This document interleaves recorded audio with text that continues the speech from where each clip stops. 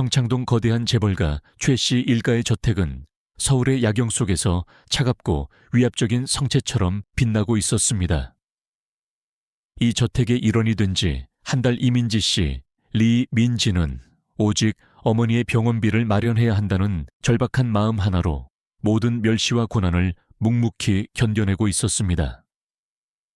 그녀의 나이 29 명문대를 나왔지만 현실은 이곳의 청소와 빨래를 맡은 가정부, 이 집의 모든 것에 대해 침묵해야 하는 존재일 뿐이었습니다.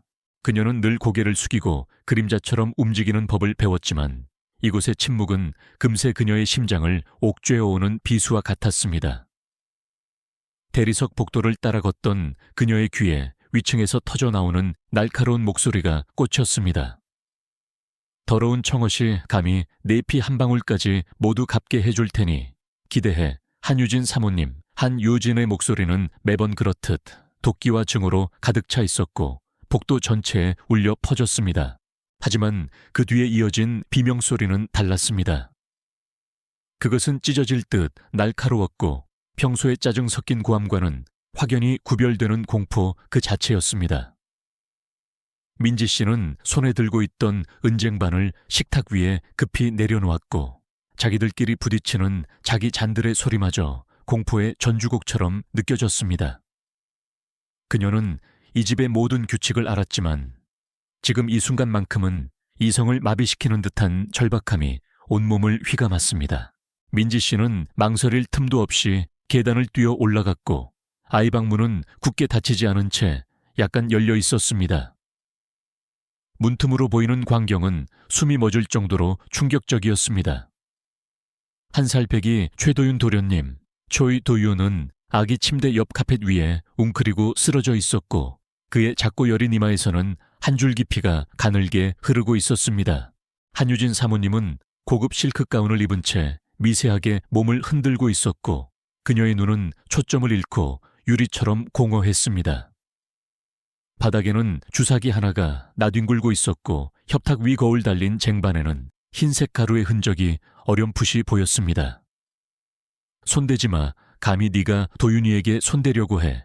유진 사모님은 끔찍이도 날카로운 목소리로 민지 씨를 향해 손가락질하며 소리쳤습니다.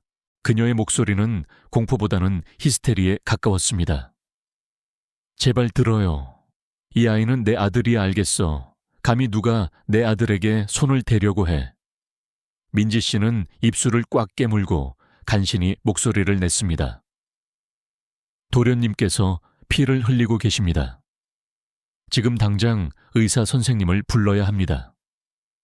그녀의 등 뒤로 완벽하게 정돈된 머리와 차가운 눈빛을 가진 김 아주머니 쿠안 기아킴가 나타났습니다.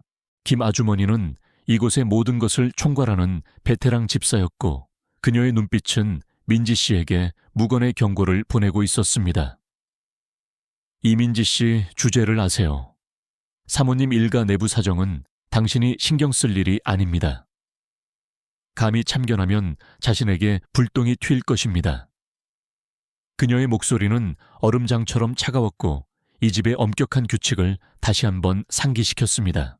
하지만 카펫 위에서 도윤 도련님이 고통스러운 듯 희미하게 훌쩍이는 소리가 들리자 민지 씨의 가슴 속에서 김 아주머니가 주입했던 아무것도 보지 말고 아무 말도 하지 말라는 불문율이 산산조각 났습니다.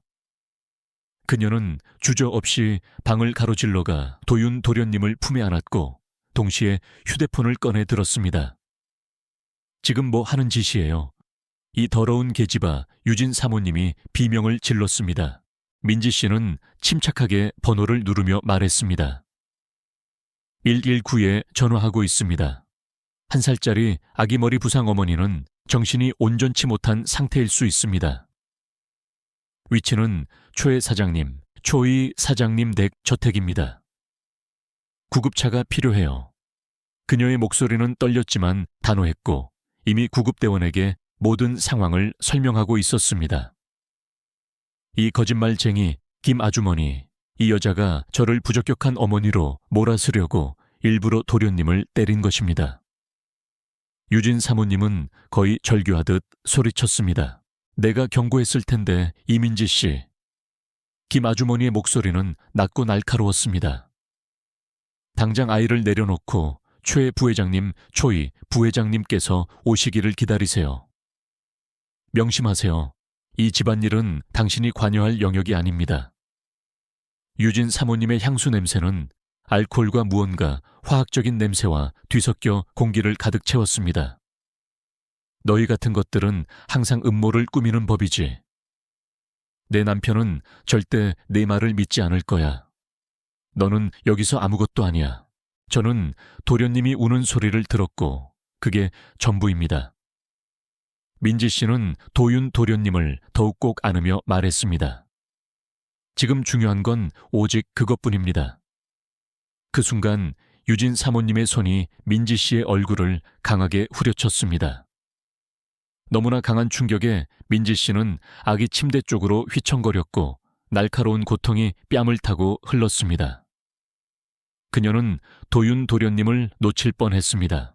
당장 나에게 아이를 넘겨 김 아주머니가 으르렁거리며 민지 씨의 팔을 낚아챘습니다. 물러서세요. 민지 씨는 헐떡이며 도윤 도련님을 보호했습니다. 유진 사모님의 얼굴은 증오로 일그러졌습니다. 내 수작을 내가 모를 줄 알았니? 감히 내 남편의 눈에 띄어 이 집안에 기어들어 오려고 하는 거잖아. 돈을 노리고 너희 같은 천한 것들이 늘 그렇듯 보상을 타내려고 계획하고 모의하는 거잖아. 그녀는 끔찍한 단어들을 뱉어냈습니다. 더러워 천해, 사실이 아닙니다. 저는 단지 민지 씨의 항변은 김 아주머니가 어깨를 거칠게 밀치는 바람에 끊겼습니다. 유진 사모님은 다시 한번 손등으로 민지 씨의 턱을 후려쳤고 두 여인은 민지 씨를 코너로 몰았으며 욕설과 몸싸움을 퍼부었습니다. 김 아주머니의 손톱이 민지 씨의 피부를 파고들었고 유진 사모님의 손바닥이 민지 씨의 턱을 강타했습니다. 너는 이 집에서 발붙일 곳이 없어. 너는 영원히 하인에 불과할 뿐이야. 유진 사모님이 으르렁거렸습니다. 바로 그때 밖에서 구급차에 사이렌 소리가 울려 퍼졌고 구급대원들이 혼란을 뚫고 방으로 달려 들어왔습니다. 구급대원 한 명이 민지 씨의 품에서 도윤 도련님을 안아 올렸고 다른 한 명은 유진 사모님을 쳐다본 후 협탁 위에 쟁반을 보고는 표정을 굳혔습니다. 김 아주머니가 황급히 끼어들었습니다. 경찰은 필요 없습니다. 사모님께서는 단지 피곤하신 것뿐입니다. 1살짜리 아이의 머리 부상과 정신이 온전치 못할 가능성이 있는 성인입니다. 저희는 이미 개입해야 합니다. 구급대원은 단호하게 말했습니다. 도윤 도련님은 소화용 들것에 실렸습니다. 민지 씨는 아이의 머리를 쓸어 넘겨주었습니다. 괜찮을 거야, 도련님. 그녀가 속삭였습니다. 도윤 도련님은 구급대원이 그를 데려갈 때까지 민지 씨의 손가락을 꽉 쥐었습니다. 유진 사모님 역시 들것에 실려 나갔지만 그녀의 눈빛은 복수를 맹세하는 듯한 섬뜩한 기운을 담고 있었습니다. 계단참에서 김 아주머니가 민지 씨에게 가까이 다가왔습니다. 이민지 씨, 당신은 끔찍한 실수를 저질렀습니다. 지금 당장 짐을 싸서 나가세요. 번쩍이는 구급차 불빛이 희미해질 무렵 민지 씨의 뺨은 욱신거렸고 갈비뼈는 밀쳐진 충격으로 고통스러웠지만 그녀의 척추에 박힌 강철 같은 의지는 그 어느 때보다 단단해졌습니다. 잠시 후 검은색 고급 세단이 저택 앞에 멈춰 섰습니다. 최재욱 부회장님, 초이 제욱 2차에서 내렸습니다. 그는 머리부터 발끝까지 완벽하게 맞춤 제작된 양복을 입고 있었고 그야말로 재벌 총수의 아들다운 위압감을 풍겼습니다. 그의 얼굴은 돌처럼 차갑고 무표정했습니다. 내 아들은 어디 있나? 민지 씨가 대답했습니다. 서울대병원으로 가셨습니다. 머리를 다치셨습니다. 어떻게 그의 목소리는 짧고 위험했습니다. 민지 씨는 보았던 모든 것을 말했습니다. 도윤 도련님께서 바닥에 쓰러져 계셨고 피가 흘렀습니다. 주사기와 그녀는 자신이 맞은 상처나 멍에 대해서는 말하지 않았습니다. 최 부회장님의 눈빛은 순식간에 차갑게 얼어붙었습니다. 자네 감히 내 아내에게 과실치사를 혐의를 씌우는 건가 제가 본 것을 말씀드리는 것입니다. 그는 한 걸음 다가와 그녀를 내려다보았습니다. 자네는 여기 온 지 한 달밖에 안 됐어. 내 아내를 모르고 나는 문제를 일으키는 사람을 원치 않아. 거짓말을 지어내고 약자인 척 연기하는 것을 좋아하는 부류들. 그는 목소리를 낮추었지만 그 소리는 얼음처럼 차가웠습니다. 그것만으로는 충분치 않아. 지금 당장 짐을 싸서 나가. 아니면 내가 이 도시의 어느 곳에서도 자네를 고용하지 못하게 만들겠어. 그날 밤 민지 씨는 좁은 방 침대에 앉아 온몸의 고통을 느끼고 있었습니다. 그녀는 자신의 결백을 증명할 수 있는 단 한 가지를 떠올렸습니다. 아이방 천장에 설치된 작은 검은색 돔 모양의 카메라였습니다. 그녀는 계단을 뛰어 올라가 카메라에 손을 뻗었지만 SD카드 슬롯은 이미 텅 비어 있었습니다. 그녀가 천천히 몸을 돌렸을 때 김 아주머니가 플라스틱 케이스를 들고 문간에 서 있었습니다. 사모님께서 사생활 보호를 위해 이걸 가져가라고 부탁하셨습니다. 복도에서 유진 사모님의 목소리가 밝고 조롱하듯 들려왔고 곧바로 그녀가 방 안으로 들어섰습니다. 목에는 실크 스카프를 두르고 있었습니다. 고작 그깟 영상이 너를 구원해 줄 거라고 생각했니? 내 남편은 절대 나보다 네 말을 믿지 않아. 민지 씨는 단호하게 말했습니다. 법정에서 제가 본 것을 증언할 것입니다. 유진 사모님은 웃었습니다. 법정 첫 번째 심리전에 네가 파산할 거야. 너희 같은 더러운 계집들은 우리 같은 사람들 상대로 절대 이길 수 없어.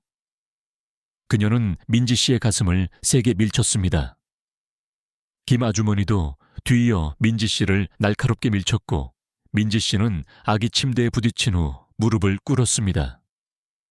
숨이 가빠웠습니다. 당장 내 눈앞에서 사라져 유진 사모님이 쏘아붙였습니다. 그 다음날 민지 씨는 몸의 통증을 이끌고 성급하게 서울대 병원으로 향했습니다. 그녀는 그곳에서 진실의 조각들을 발견할 수 있기를 간절히 바랐습니다. 병원에 도착하자마자 한 간호사가 그녀를 즉시 알아보았습니다. 어제 최 도련님을 안고 오신 분 맞으시죠? 간호사는 조심스럽게 물었고 민지 씨는 고개를 끄덕였습니다. 저희 모두 사모님의 상태와 협탁 위에 놓여 있던 것을 봤습니다. 저희는 이미 사실대로 진술했습니다. 이 말은 민지 씨의 가슴에 작은 희망의 불꽃을 지폈고 그녀는 비로소 자신에게 숨쉬고 싸울 공간이 생겼음을 깨달았습니다. 민지 씨는 병원에서 받은 진술을 바탕으로 희미하게나마 승산의 가능성을 엿보았습니다. 그녀는 더 이상 혼자가 아니었고 의료진의 증언은 한유진 사모님의 부적절한 행실에 대한 부인할 수 없는 증거가 될 수 있었습니다. 그날 오후 그녀는 낯선 도시 한복판에서 홀로 외로운 싸움을 시작했습니다. 민지 씨는 비록 해고당했지만 최도윤 도련님의 안전과 자신의 명예를 되찾기 위해 더 이상의 망설임은 없었습니다. 그녀는 다시 저택으로 향했고 그곳에서 충격적인 사실을 듣게 되었습니다. 병원 측의 증언은 생각보다 빠르게 최재욱 부회장님의 귀에 들어갔고 그가 진실을 마주했을 때의 표정 변화는 느리지만 확실하게 드러났습니다. 분노와 배신감이 뒤섞인 차가운 얼굴로 그는 한마디 말도 없이 위층으로 성큼성큼 걸어 올라갔습니다. 몇 분 후 대리석 복도에 유진 사모님의 날카로운 비명소리가 울려 퍼졌습니다. 감히 그 천한 것 때문에 저를 내쫓는 거예요. 그녀는 절규했습니다. 최 부회장님의 목소리는 얼음처럼 차가웠습니다. 짐을 싸 유진. 운전기사가 다운타운 아파트로 데려다 줄 거야. 내가 허락할 때까지 도윤이는 볼 수 없어. 유진 사모님은 눈이 이글거리며 휙 돌아서서 문간에 서 있는 민지 씨를 발견했습니다. 분노가 그녀의 얼굴을 뒤틀었습니다. 더러운 청어사 내 피 한 방울까지 갚게 해줄 테니 각오해. 그녀는 다시 한번 침을 뱉었고 이번에는 이전보다 더욱 노골적인 경멸을 담았습니다. 너희 같은 저급한 쥐새끼들은 늘 남의 잔반이나 긁어모으고 부잣집 남편 주머니나 킁킁거리는 부류야. 네가 감히 이런 식으로 영웅이 될 거라고 생각해. 너는 영원히 내 구두 밑에 먼지일 뿐이야. 민지 씨는 눈을 깜빡이지 않고 그녀의 노려봄을 정면으로 받아쳤습니다. 그녀는 차분하게 대답했습니다. 그럴지도 모릅니다. 하지만 저는 당신의 아들을 살린 먼지입니다. 유진 사모님의 숨막히는 헐떡임은 순수한 분노 그 자체였습니다. 그녀는 김 아주머니를 거칠게 밀치고 지나가며 또 다른 욕설들을 중얼거렸고 묵직한 현관문이 굉음을 내며 닫혔습니다. 민지 씨는 천천히 숨을 내쉬었습니다. 그녀는 모든 거짓말 폭행, 그리고 모욕적인 언사를 견뎌냈습니다. 그리고 이제 그녀에게는 진실과 그녀를 지지해줄 증인들이 있었습니다. 저택이 고요해진 한참 후까지도 민지 씨는 좁은 방 침대에 누워 잠 못 이루었습니다. 벽시계의 희미한 똑딱거림이 불안한 초침을 새겼습니다. 그녀는 여전히 유진 사모님의 모욕적인 말이 피부에 닿는 것처럼 느껴졌고 모든 비웃음과 비난이 마음속에서 반복되었습니다. 과거의 목소리들은 그녀에게 그저 떠나라고 다른 일자리를 찾고 고개를 숙이고 살라고 속삭였지만 그녀는 그럴 수 없었습니다. 도윤 도련님의 울음소리 이후에는 그리고 뺨에 가해진 타격과 입안에 고였던 피의 맛 이후에는 이제 도망칠 수 없었습니다. 아침이 되자 직원 복도는 고요했고 호기심 어린 무거운 공기가 감돌았습니다. 김 아주머니는 클립보드를 들고 지나가며 민지 씨를 못 본 척했지만 그녀의 입가에 걸린 비웃음은 그녀의 속마음을 감추지 못했습니다. 오늘 심부름할 때 조심해요. 미끄러져서 또 사고라도 나면 곤란하니까. 그녀는 민지 씨에게만 들릴 정도로 나지막이 중얼거렸습니다. 민지 씨는 그녀를 무시하고 코트를 걸쳤습니다. 서울대병원의 간호사들은 그녀의 첫 번째 생명줄이었지만 그녀에게는 부인할 수 없는 무언가가 더 필요했습니다. 최 부회장님이 한번 설득당했다고 해도 그는 언제든 다시 흔들릴 수 있었습니다. 오직 돈으로도 묻을 수 없는 종류의 확실한 증거만이 그를 완전히 납득시킬 수 있을 것이었습니다. 밖은 서울의 겨울 햇살이 희미하고 차가웠습니다. 그녀는 다운타운으로 가는 버스를 탔고 심장이 쿵쾅거렸습니다. 그녀는 병원 맞은편에 작은 커피숍으로 들어섰습니다. 출근 전 간호사 김혜린 씨, 김혜린 가명을 만나기로 약속한 참이었습니다. 오셨군요. 위험을 감수하고 오실지 확신이 서지 않았어요. 혜린 씨가 부스에 앉으며 말했습니다. 선택의 여지가 없습니다. 민지 씨가 말했습니다. 그들은 저를 완전히 망치려고 합니다. 혜린 씨는 뒤를 돌아보고 목소리를 낮췄습니다. 어제 말씀드렸듯이 저희는 유진 사모님의 상태와 방안의 냄새를 모두 맡았습니다. 다른 2명의 간호사에게도 저를 지지해달라고 요청할 수 있지만 당신도 아셔야 합니다. 그런 사람들과 맞서는 것은 단순한 법정 비용 문제가 아니라 당신의 모든 것에 대한 싸움입니다. 알고 있습니다. 민지 씨가 대답했습니다. 하지만 저는 그들이 저를 악당으로 몰아쓰도록 내버려 두지 않을 것입니다. 혜린 씨의 눈빛이 부드러워졌습니다. 그렇다면 저희가 당신과 함께 할게요. 다만 그들이 더럽게 싸울 준비는 하고 계셔야 합니다. 민지 씨는 냅킨에 적힌 전화번호와 간호사들이 진술서를 작성해 주겠다는 약속을 받고 커피숍을 떠났습니다. 하지만 이것만으로는 아직 충분하지 않았습니다. 그녀는 여전히 아이방의 영상을 원했습니다. 그녀는 김 아주머니가 그것을 파괴했을 것이라고는 믿지 않았습니다. 최 씨 일가 같은 사람들은 필요한 경우가 아니라면 증거를 파괴하지 않았습니다. 그들은 그것을 보관하고 쌓아두고 이용했습니다. 저택으로 돌아왔을 때 그녀가 알지 못하는 검은색 SUV 한 대가 앞에 주차되어 있었습니다. 서재의 큰 창문을 통해 그녀는 슬레이트 회색 양복을 입은 남자가 최 부회장님에게 이야기하는 것을 보았습니다. 그의 노트북은 펼쳐져 있었고 보안 설계도가 책상 위에 펼쳐져 있었습니다. 민지 씨의 맥박이 뛰었습니다. 보안업체 직원이었습니다. 그녀는 고개를 숙인 채 부엌으로 향했고 그가 떠나는 것을 기다렸습니다. 그가 케이블 다발을 둥글게 말아 복도로 나오는 것을 보자 그녀는 그에게 다가갔습니다. 실례합니다. 그녀는 목소리를 최대한 침착하게 만들었습니다. 카메라 작업을 하시는 분인가요? 그는 잠시 망설이며 서재 쪽을 흘끗 보았습니다. 네, 유지 보수 요청이 있어서요. 유진 사모님이 초기화를 원하셨다고 들었습니다. 그거 참 흥미롭군요. 민지 씨가 말했습니다. 그럼 이전 영상은 다 사라졌다는 뜻인가요? 꼭 그렇지는 않습니다. 백업은 클라우드 서버에 저장됩니다. 고객은 언제든지 요청하여 다시 가져올 수 있습니다. 희망이 가슴속에서 뜨겁게 타올랐지만 그녀는 표정을 최대한 감추었습니다. 그리고 누가 그것을 요청할 수 있습니까? 그가 말했습니다.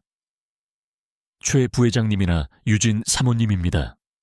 또는 그들의 서면 동의가 있는 사람이라면 누구든지 가능합니다. 그가 걸어 나갈 때 민지 씨는 그 정보를 보물처럼 머릿속에 정리했습니다. SD카드를 얻을 수 없다면 서버에 접근할 방법을 찾아야 했습니다. 그녀에게 필요한 것은 오직 한 사람, 즉 기꺼이 그녀를 도와줄 저택 안의 누군가였습니다. 그날 저녁 식사 분위기는 크리스털 위에 내린 서리처럼 차가웠습니다. 최 부회장님은 말없이 식사를 했고 음식을 먹는 중간에도 끊임없이 휴대폰을 힐끗거렸습니다. 김 아주머니는 그림자처럼 움직이며 잔을 채우고 접시를 놓았습니다. 유진 사모님의 부재는 방에 커다란 공백을 만들었지만 최 부회장님의 굳게 담은 턱에서 그녀의 존재는 여전히 느껴졌습니다. 접시가 치워진 후 최 부회장님은 민지 씨를 서재로 불렀습니다. 간호사들의 진술서를 읽어보았네. 그는 고개를 들지 않고 말했습니다. 그들이 자네의 진술과 일치한다는 것을 확인했지. 그래서 유진이 떠난 것이고. 민지 씨는 가만히 서서 다음 말을 기다렸습니다. 하지만 그것이 내가 자네를 신뢰한다는 의미는 아니네. 그는 말을 이어갔습니다. 자네는 참견할 필요가 없는 일에 뛰어들었어. 하지만 도윤이를 위해서라도 나는 이 일은 여기서 덮어두려고 하네. 덮어두다니요. 민지 씨는 믿을 수 없다는 듯 되물었습니다. 부회장님의 아드님께서 죽을 수도 있었던 일입니다. 그의 눈빛이 깨진 유리처럼 날카롭게 치켜 올라갔습니다. 자네만 도윤이를 걱정한다고 생각하나 자네가 이런 식으로 이 집의 자리를 얻을 수 있다고 착각하는 건가? 나의 자제를 고마움으로 착각하지 말게 이민지 씨. 민지 씨는 대꾸를 꾹 참았습니다. 그녀는 그의 감사를 바라지 않았습니다. 그녀는 진실을 위해 여기에 있었습니다. 그녀가 서재를 떠났을 때 김 아주머니가 팔짱을 낀 채 문 바로 밖에서 기다리고 있었습니다. 조심해요, 아가씨. 그녀가 나지막이 중얼거렸습니다. 당신은 이미 이 집안의 안주인 한 명을 끌어내렸습니다. 다음 희생자가 자신이 되지 않도록 조심하는 게 좋을 겁니다. 며칠 동안 저택은 불안정한 리듬으로 움직였습니다. 최 부회장님의 변호사들은 조용히 문 뒤에서 일했고 유진 사모님의 부재는 다른 직원들 사이에서 속삭임을 불러일으켰습니다. 민지 씨는 평소처럼 임무를 수행했지만 밤에는 계획을 짰습니다. 어느 날 저녁 그녀는 가장 어린 하인인 박인호 팍 인호가 식료품 저장실에서 머뭇거리는 것을 발견했습니다. 그는 새로 왔고 아직 충성심이 깊지 않았습니다. 부회장님, 심부름을 맡아서 하나요? 그녀가 물었습니다. 가끔 합니다. 그는 조심스럽게 대답했습니다. IT 관련 심부름도 하나요? 예를 들어 파일을 가져오는 일 같은 것 말이에요. 그는 어깨를 으쓱했습니다. 한두 번 정도요. 왜요? 민지 씨는 목소리를 낮췄습니다. 무슨 일이 일어났는지 증명할 파일이 있기 때문입니다. 아이 방에서 찍힌 영상이죠. 제가 복사본을 얻을 수 있다면 그들은 더 이상 진실을 왜곡할 수 없을 것입니다. 이노 씨는 도윤 도련님을 돕고 저의 명예를 회복하는 것을 돕는 것입니다. 이노 씨는 망설였지만 그녀의 목소리에 담긴 무언가가 그에게 전달되었음에 틀림없습니다. 제가 어떻게 할 수 있는지 알아보겠습니다. 그가 말했습니다. 다음 날 오후 그는 뒷복돼서 민지 씨에게 USB 드라이브를 건네주었습니다. 무엇이 들어있는지는 모르겠습니다. 하지만 이건 초기화 전에 업체에서 마지막으로 백업한 파일에서 가져온 것입니다. 그녀는 손을 떨며 그것을 받았습니다. 고맙습니다, 이노 씨. 그날 밤 그녀는 좁은 방의 희미한 불빛 아래에서 낡은 노트북에 그것을 연결했습니다. 파일은 거기에 있었습니다. 타임스탬프가 찍힌 선명하고 잔인한 영상이었습니다. 도윤 도련님의 낙상 유진 사모님이 비틀거리며 아기 침대로 향하는 모습, 카펫 위에서 빛나는 주사기, 그리고 민지 씨 자신이 달려 들어와 아이를 안아 올리고 구급대에 전화하는 모습까지. 모든 단어, 모든 구타, 모든 것이 깜빡이지 않는 디지털 기억 속에 포착되어 있었습니다. 그녀는 울음과 웃음 사이에서 숨을 멈추고 앉아 있었습니다. 바로 이것이었습니다, 증거. 다음 날 아침 그녀는 복사본을 혜린 간호사에게 건넸고 혜린 씨는 안전하게 보관하겠다고 약속했습니다. 그리고 그녀는 또 다른 복사본을 최 부회장님에게 가져갔습니다. 그는 말없이 영상을 시청했고 그의 얼굴에서 핏기가 가셨습니다. 영상이 끝났을 때 그는 노트북을 닫고 일어섰습니다. 이것은 우리 둘 사이의 비밀로 남아있어야 하네. 그가 마침내 말했습니다. 도윤이를 위해서. 유진은 절대로 다시 이 집으로 돌아오지 못할 거야. 그리고 자네는 그는 잠시 멈추고 민지 씨의 얼굴을 살폈습니다. 자네는 남아도 좋아. 하지만 다시는 나를 거스르는 일은 하지 말게. 민지 씨는 그의 시선을 정면으로 응시했습니다. 저는 부회장님을 거스르지 않았습니다, 부회장님. 저는 당신의 아들을 살렸습니다. 그는 대답하지 않았습니다. 하지만 처음으로 그는 그녀를 구두 밑에 먼지처럼 쳐다보지 않았습니다. 그녀가 서재를 떠날 때 겨울 햇살이 큰 창문을 통해 쏟아져 들어와 대리석 위에 옅은 빛을 비추었습니다. 싸움은 끝나지 않았습니다. 최 씨 일가 같은 사람들은 잊지 않았고 유진 사모님의 증언은 쉽게 사라지지 않을 것이었습니다. 하지만 지금 당장은 민지 씨에게 필요한 것이 있었습니다. 진실 증인, 그리고 다음에 올 어떤 일에도 맞설 결의. 그녀는 이 화려한 복도에서 한 가지를 배웠습니다. 생존은 단지 고개를 숙이고 사는 것만이 아니었습니다.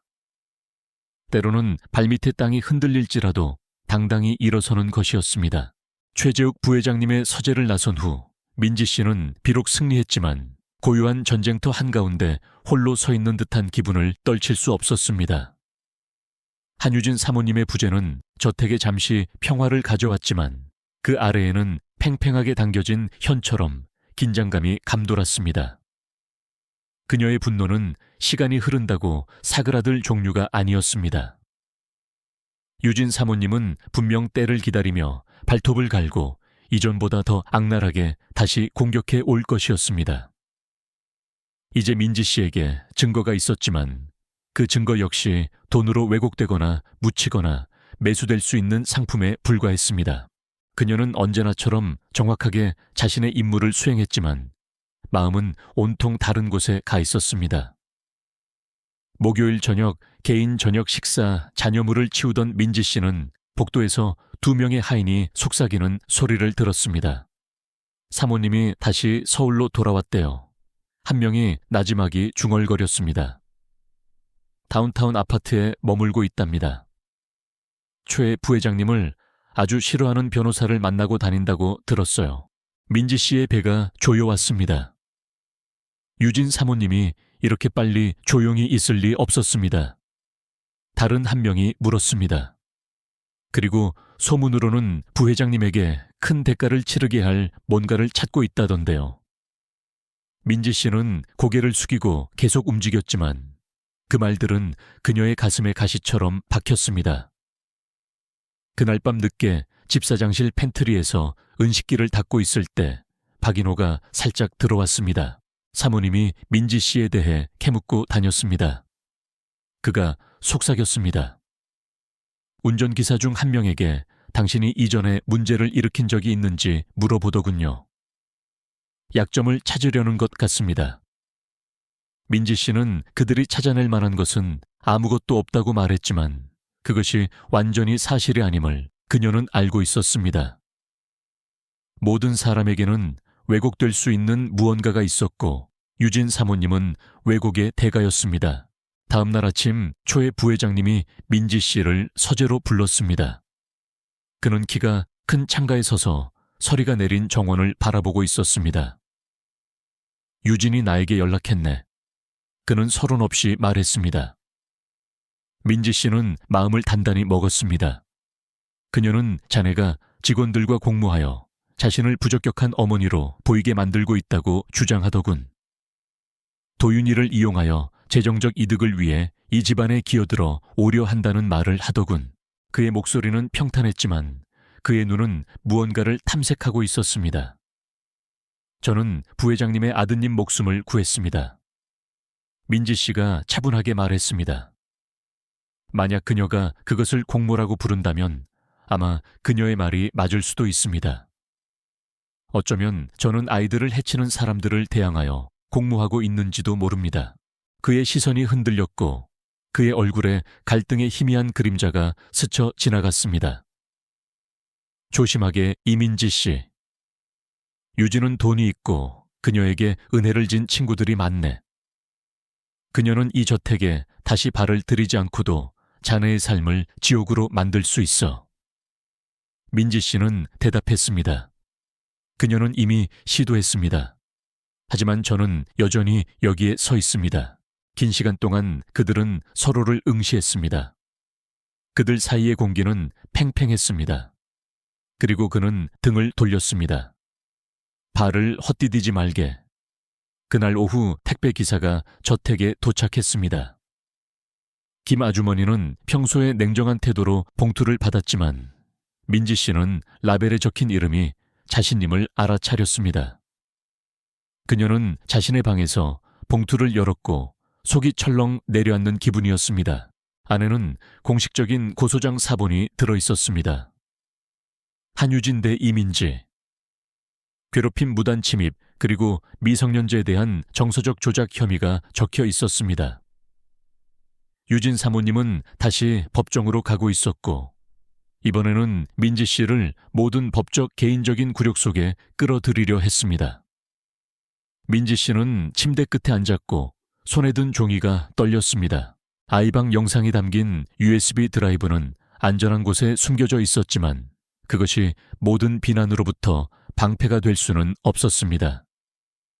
법정 싸움은 진실뿐만 아니라 지구력의 문제였고 유진 사모님은 민지 씨가 무너질 때까지 그녀를 링 안에 붙잡아 둘 자원이 있었습니다. 그날 밤 그녀는 김혜린 간호사에게 전화를 걸었습니다. 그녀가 저를 다시 공격하고 있어요. 민지 씨가 말했습니다. 저희가 함께 할 거예요. 혜린 씨가 약속했습니다. 하지만 당신은 저희 이상의 것이 필요합니다. 돈으로 매수될 수 없는 누군가가 필요합니다. 민지 씨는 클라우드 서버를 언급했던 보안업체 직원을 떠올렸습니다. 만약 그녀가 그에게서 영상이 훼손되지 않고 진보님을 확인하는 공식 기록을 얻을 수 있다면 유진 사모님의 변호사들이 그것을 조작된 것으로 몰아쓰기는 훨씬 어려울 것이었습니다. 다음 날 그녀는 시내로 우회했습니다. 보안업체 직원의 사무실은 전자제품 가게 위에 있는 좁은 공간이었고 납땜과 커피 냄새가 희미하게 났습니다. 직원 박 과장, 박 과장 가명은 그녀를 보고 놀란 표정이었습니다. 최 씨 일가만 영상 요청을 할 수 있다고 말씀드렸습니다. 그가 말했습니다. 저는 저에게 영상을 달라고 요청하는 것이 아닙니다. 민지 씨가 대답했습니다. 저는 단지 제가 가지고 있는 영상이 녹화된 내용과 정확히 일치한다는 것을 확인해 주시길 바랍니다. 편집이나 조작이 없었다는 것을요.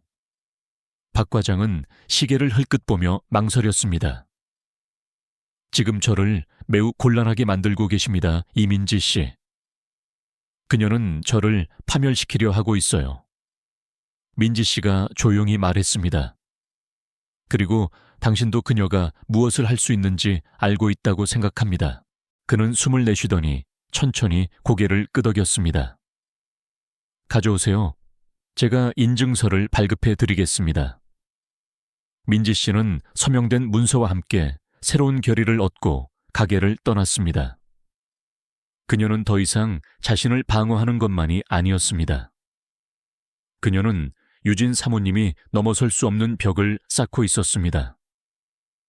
하지만 유진 사모님은 조용히 기다리지 않았습니다.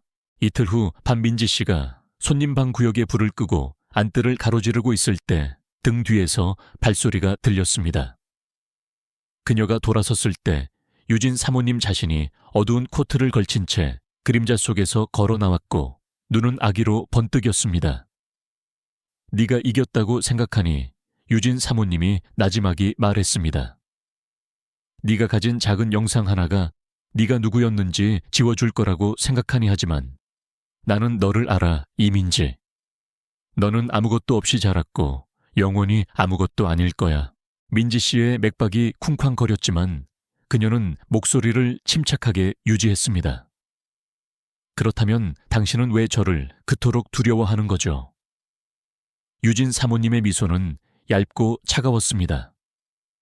쥐들은 병을 퍼뜨리기 때문이지.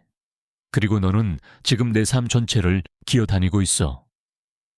민지 씨가 대답하기도 전에 김 아주머니의 목소리가 밤의 정적을 갈랐습니다. 사모님 무단 침입이십니다. 하지만 그 어조는 보호적이기보다는 재미있어 하는 듯 했습니다. 거의 관대하기까지 했습니다. 유진 사모님은 더 가까이 다가왔고 그녀의 숨결이 차가운 공기 속에서 뜨거웠습니다. 이것으로 끝이 아니야. 나는 네가 어떤 구멍에서 기어 나왔든 그곳으로 기어 돌아가는 것을 볼 거야. 그녀는 몸을 돌려 걸어갔고 돌 위에 부딪히는 하이힐 소리가 날카로웠습니다. 김 아주머니는 그녀가 가는 것을 지켜본 다음 민지 씨를 향해 비웃었습니다. 당신은 정말 가장 위험한 사람들을 끌어들이는군요. 민지 씨는 대답하지 않았습니다. 그녀는 곧바로 자신의 방으로 가서 문을 잠갔습니다. 공포는 여전히 그녀의 평정을 갉아먹고 있었습니다. 하지만 그와 동시에 다른 무언가 더 단단하고 날카로운 무언가도 있었습니다. 주말까지 그녀는 혜린 간호사 박인호 그리고 박 과장과 이야기했습니다. 그들은 함께 조용한 동맹을 형성했고 진술서 인증서, 심지어 최 씨 일가보안 정책 사본까지 그들이 할 수 있는 모든 것을 모았습니다. 조각조각 그녀는 자신의 사건을 구축하고 있었습니다. 일요일 저녁 초에 부회장님이 그녀를 다시 서재로 불렀습니다. 유진의 변호사가 나에게 소환장을 보냈네. 그가 말했습니다. 그녀는 이 일을 대중의 눈에 띄게 하려고 해. 자네뿐만 아니라 내 이름까지 먹칠하려는 심산이지. 그렇다면 아마 저와 함께 서야 할 것입니다. 민지 씨가 말했습니다. 어쨌든 진실은 드러나게 될 테니까요. 그는 오랫동안 그녀를 바라보았고 그의 표정은 읽을 수 없었습니다. 그리고 마침내 그는 말했습니다. 만약 자네가 나에게 조금의 의심의 여지도 남기지 않는 무언가를 가져온다면 나는 그녀가 다시는 이 도시에 발을 들이지 못하도록 확실히 조치하겠네. 민지 씨는 심장이 뛰는 것을 느끼며 서재를 떠났습니다. 그녀는 유진 사모님이 더 이상 뒤집을 수 없는 단 하나의 진실에 아주 가까이 다가섰습니다. 그것은 증언과 증거로 뒷받침되는 유진 사모님이 침묵시킬 수 없는 것이었습니다. 하지만 그녀는 또한 자신이 가까워질수록 유진 사모님은 더욱 위험해질 것임을 알았습니다. 그날 밤 그녀는 자신의 방의 고요함 속에서 깨달았습니다. 다음 움직임은 단지 그녀의 일자리가 아니라 그녀의 미래와 어쩌면 그녀의 생명까지도 결정할 수 있다는 것을. 월요일 아침은 회색빛으로 무겁게 시작되었고 하늘은 샬스턴 상공을 낮게 짓누르며 마치 도시 자체가 숨을 참고 있는 듯 했습니다. 민지 씨는 알람이 울리기도 전에 일어났고 머릿속에서는 이미 지난밤 초에 부회장님의 말이 되풀이되고 있었습니다. 조금의 의심의 여지도 남기지 않는 무언가를 가져오게. 그것은 실수도 허점도 없어야 한다는 의미였습니다. 한유진 사모님이 단 하나의 느슨한 실타래라도 발견한다면 그녀는 모든 것을 풀어헤칠 것이었습니다. 민지 씨는 묵묵히 옷을 갈아입었고 그녀의 움직임은 효율적이고 거의 기계적이었습니다. 아래층 주방은 평소보다 조용했습니다. 김 아주머니가 보이지 않는다는 사실은 민지 씨를 더욱 불안하게 만들었습니다. 그 여자는 집안의 기압계와 같아서 그녀가 눈에 띄지 않는다면 폭풍이 몰아치고 있다는 뜻이었습니다. 오전 중반 민지 씨가 서비스 사무실에서 세탁 영수증을 정리하고 있을 때 박인호가 문간에 나타났습니다. 그의 얼굴은 창백했습니다. 사모님이 여기 오셨습니다. 그가 속삭였습니다. 양복을 입은 남자 2명과 함께요. 민지 씨의 배가 조여왔습니다. 변호사들인가요? 그런 것 같습니다. 그리고 그들은 곧장 초에 부회장님의 서재로 갔습니다. 민지 씨는 장부를 덮고 인호 씨를 따라 복도를 내려갔습니다. 반쯤 열린 문 바로 밖 그림자에 숨어 그녀는 유진 사모님의 목소리를 들을 수 있었습니다. 차분하고 냉정하며 계산적이었습니다. 최재욱, 마지막 기회를 줄게요. 이 여자를 당장 이 집에서 내보내고 공개 성명을 발표하면 나는 소송을 취하할 거예요. 거짓말을 하라는 뜻인가? 최 부회장님이 단호하게 말했습니다. 가족의 명성을 보호하라는 뜻이지. 유진 사모님이 반박했습니다.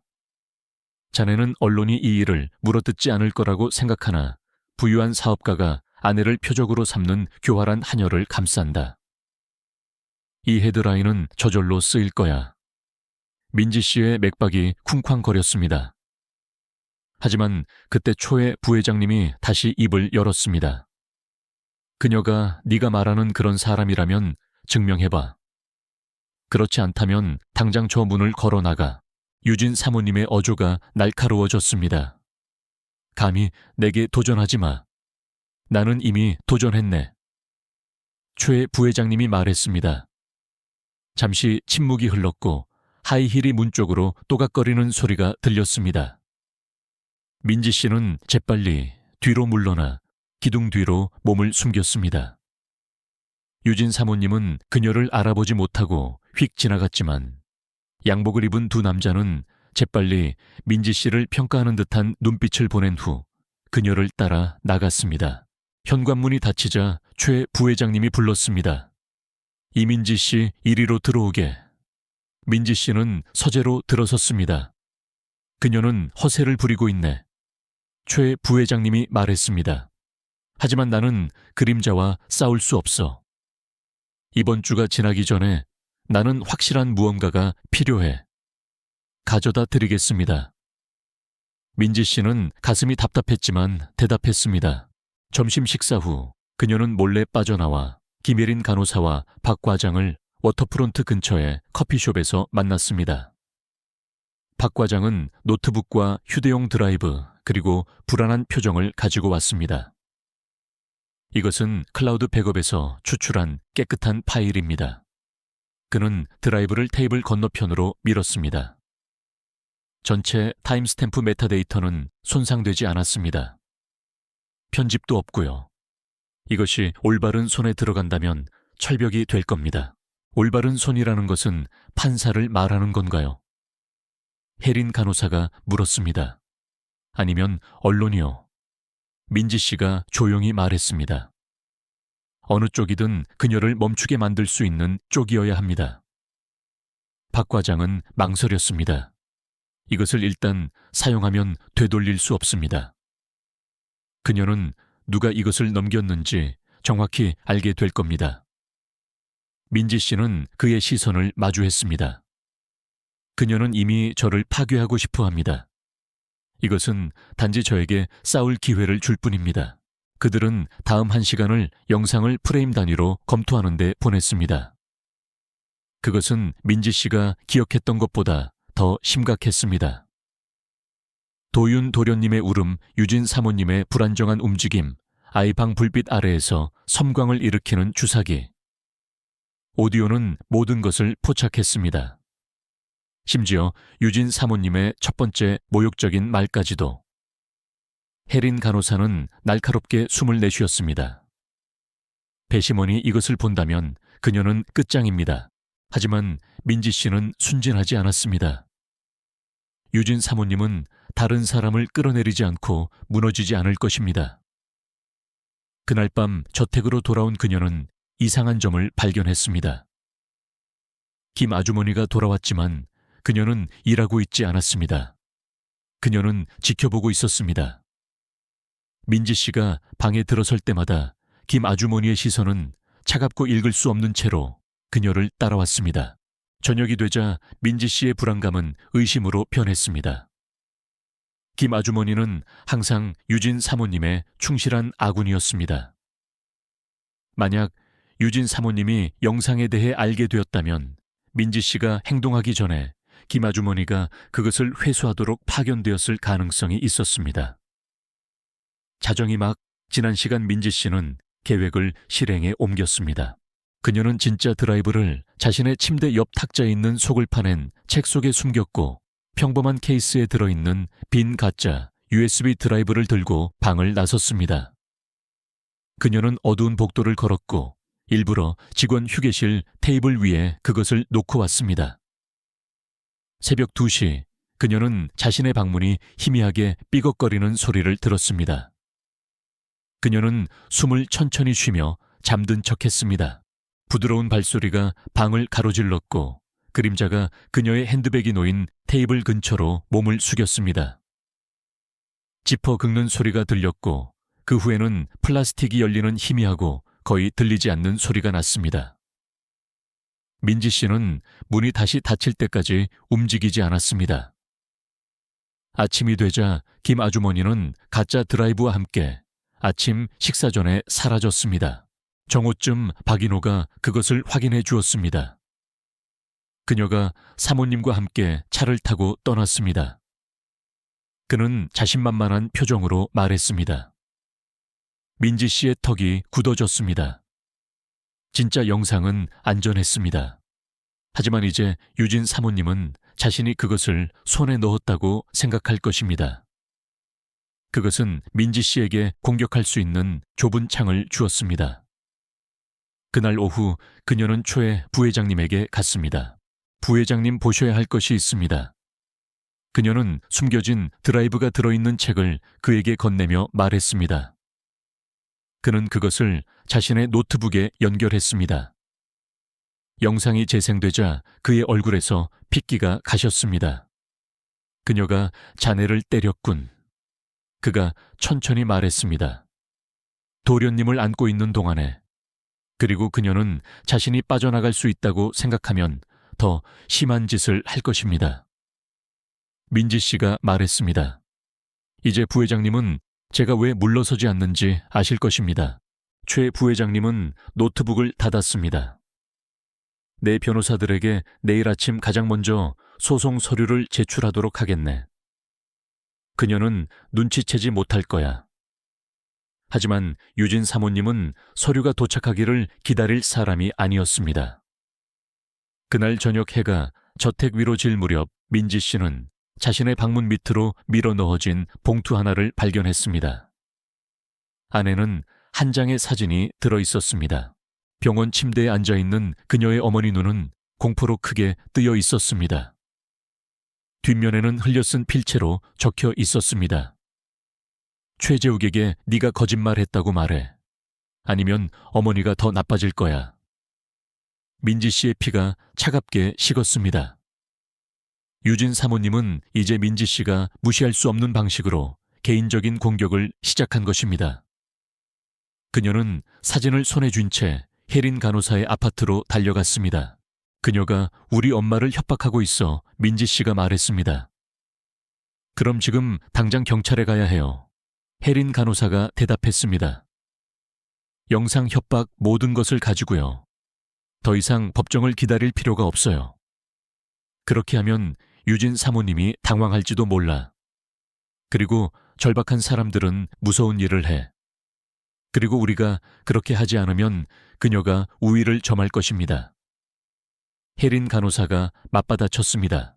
두 사람 모두 옳았고 그것이 선택을 더욱 어렵게 만들었습니다. 민지 씨는 다시 사진을 응시했고 손이 떨렸습니다.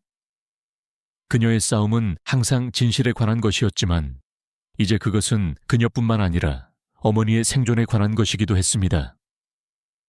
혜린 씨의 아파트를 떠날 때쯤 그녀는 결심했습니다. 영상은 아침에 최 부회장님의 변호사들에게 전달될 것이지만 그녀는 또한 두 번째 사본을 만들어 혜린 씨가 신뢰하는 기자에게 맡길 것입니다. 만약 유진 사모님이 전쟁을 원한다면 민지 씨는 두 개의 전선에서 싸울 것입니다.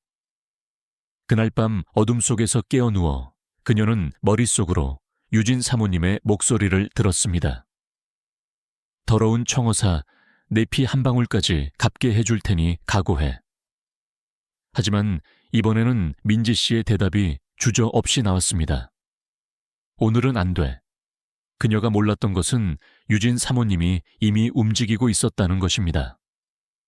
그리고 다음 움직임은 지금까지의 어떤 것보다 더 깊은 상처를 남길 것이었습니다.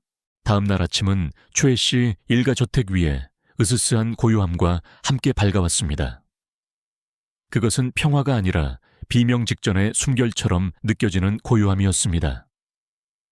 민지 씨는 일찍 일어났고 그녀의 마음은 이미 자신이 내린 결정으로 무거웠습니다.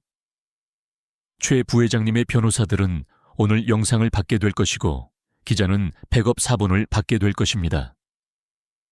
그녀는 진실을 한 곳 이상에, 즉 한유진 사모님이 파괴할 수 없는 곳에 고정시키고자 했습니다. 아래층에서는 신선한 커피 냄새가 공기를 가득 채웠지만 주방은 비어 있었습니다.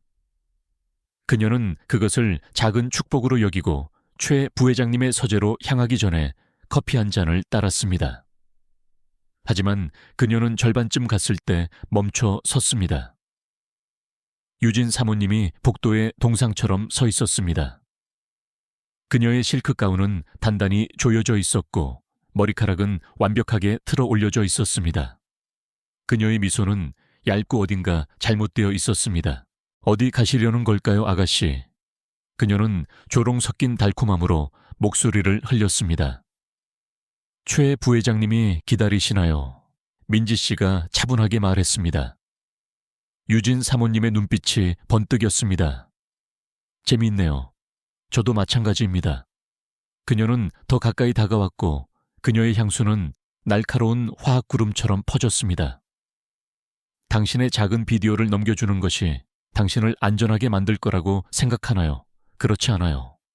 그저 당신을 눈에 띄게 만들 뿐이죠. 우리 같은 사람들에게는 눈에 띄는 것이 위험한 일이니까요. 우리 같은 사람이라니요. 민지 씨가 단호하게 말했습니다. 유진 사모님의 입술이 비틀렸습니다. 가난하고 절박하고 다른 사람의 세상을 맛보기 위해 무엇이든 기꺼이 할 사람. 나는 당신 같은 부류를 전에 다뤄봤어요. 당신들은 모두 똑같아요. 누군가가 당신을 원래 있어야 할 곳으로 다시 걷어찰 때까지 기어오르고 핥히죠. 하지만 민지 씨가 그녀의 시선을 붙잡으며 말했습니다. 저는 여전히 여기에 서 있습니다. 잠시 동안 유진 사모님의 미소가 흔들렸고 그 자리를 더 어두운 무언가가 대신했습니다. 두고 보죠. 그녀는 몸을 돌려 걸어갔습니다. 하지만 민지 씨는 그 위협이 연기처럼 그녀의 뒤를 따라다니는 것을 느꼈습니다. 최 부회장님의 서재에서 그는 이미 책상에 앉아 있었고 재킷은 의자에 걸쳐져 있었으며 소매는 팔뚝까지 걷어 올려져 있었습니다. 그는 그녀에게 앉으라고 손짓했습니다. 변호사들이 11시에 우리를 기다리고 있네. 영상을 검토하고 소송 제기 여부를 결정할 거야. 그 후에는 그는 잠시 멈췄습니다. 싸움에 대비해야 할 걸세. 저는 여기 온 날부터 이미 싸움 속에 있었습니다. 민지 씨가 조용히 말했습니다. 그들은 최 부회장님의 검은색 세단을 타고 로펌으로 향했고 차 안에는 말로 표현할 수 없는 긴장감이 감돌았습니다. 변호사들은 침묵 속에서 영상을 검토했고 장면이 전개될수록 그들의 표정은 굳어졌습니다.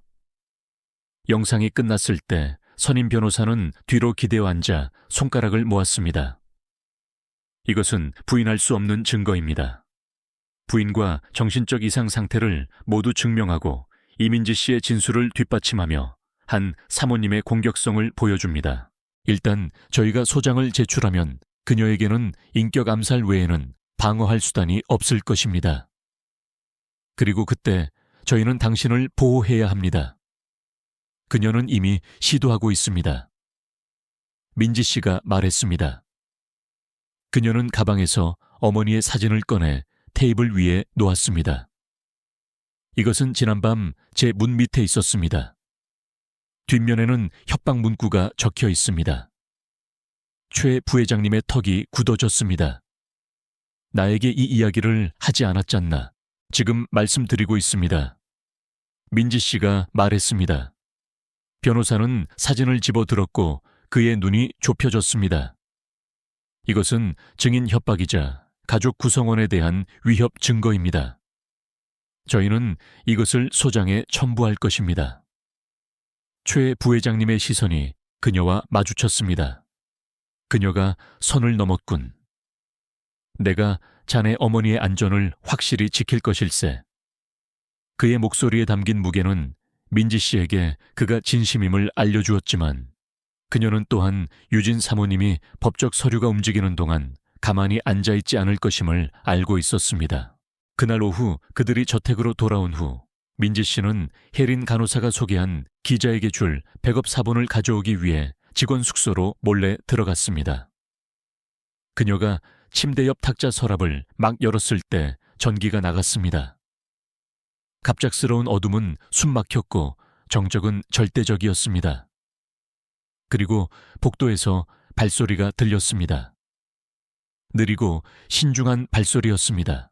그녀는 몸을 돌렸고 맥박이 빨라졌습니다. 그림자가 문간을 지나쳤다가 다시 되돌아왔습니다. 유진 사모님이 창문에서 들어오는 희미한 불빛 속에 나타났습니다. 그녀는 손에 무언가를 들고 있었는데 접힌 주방 수건이었습니다.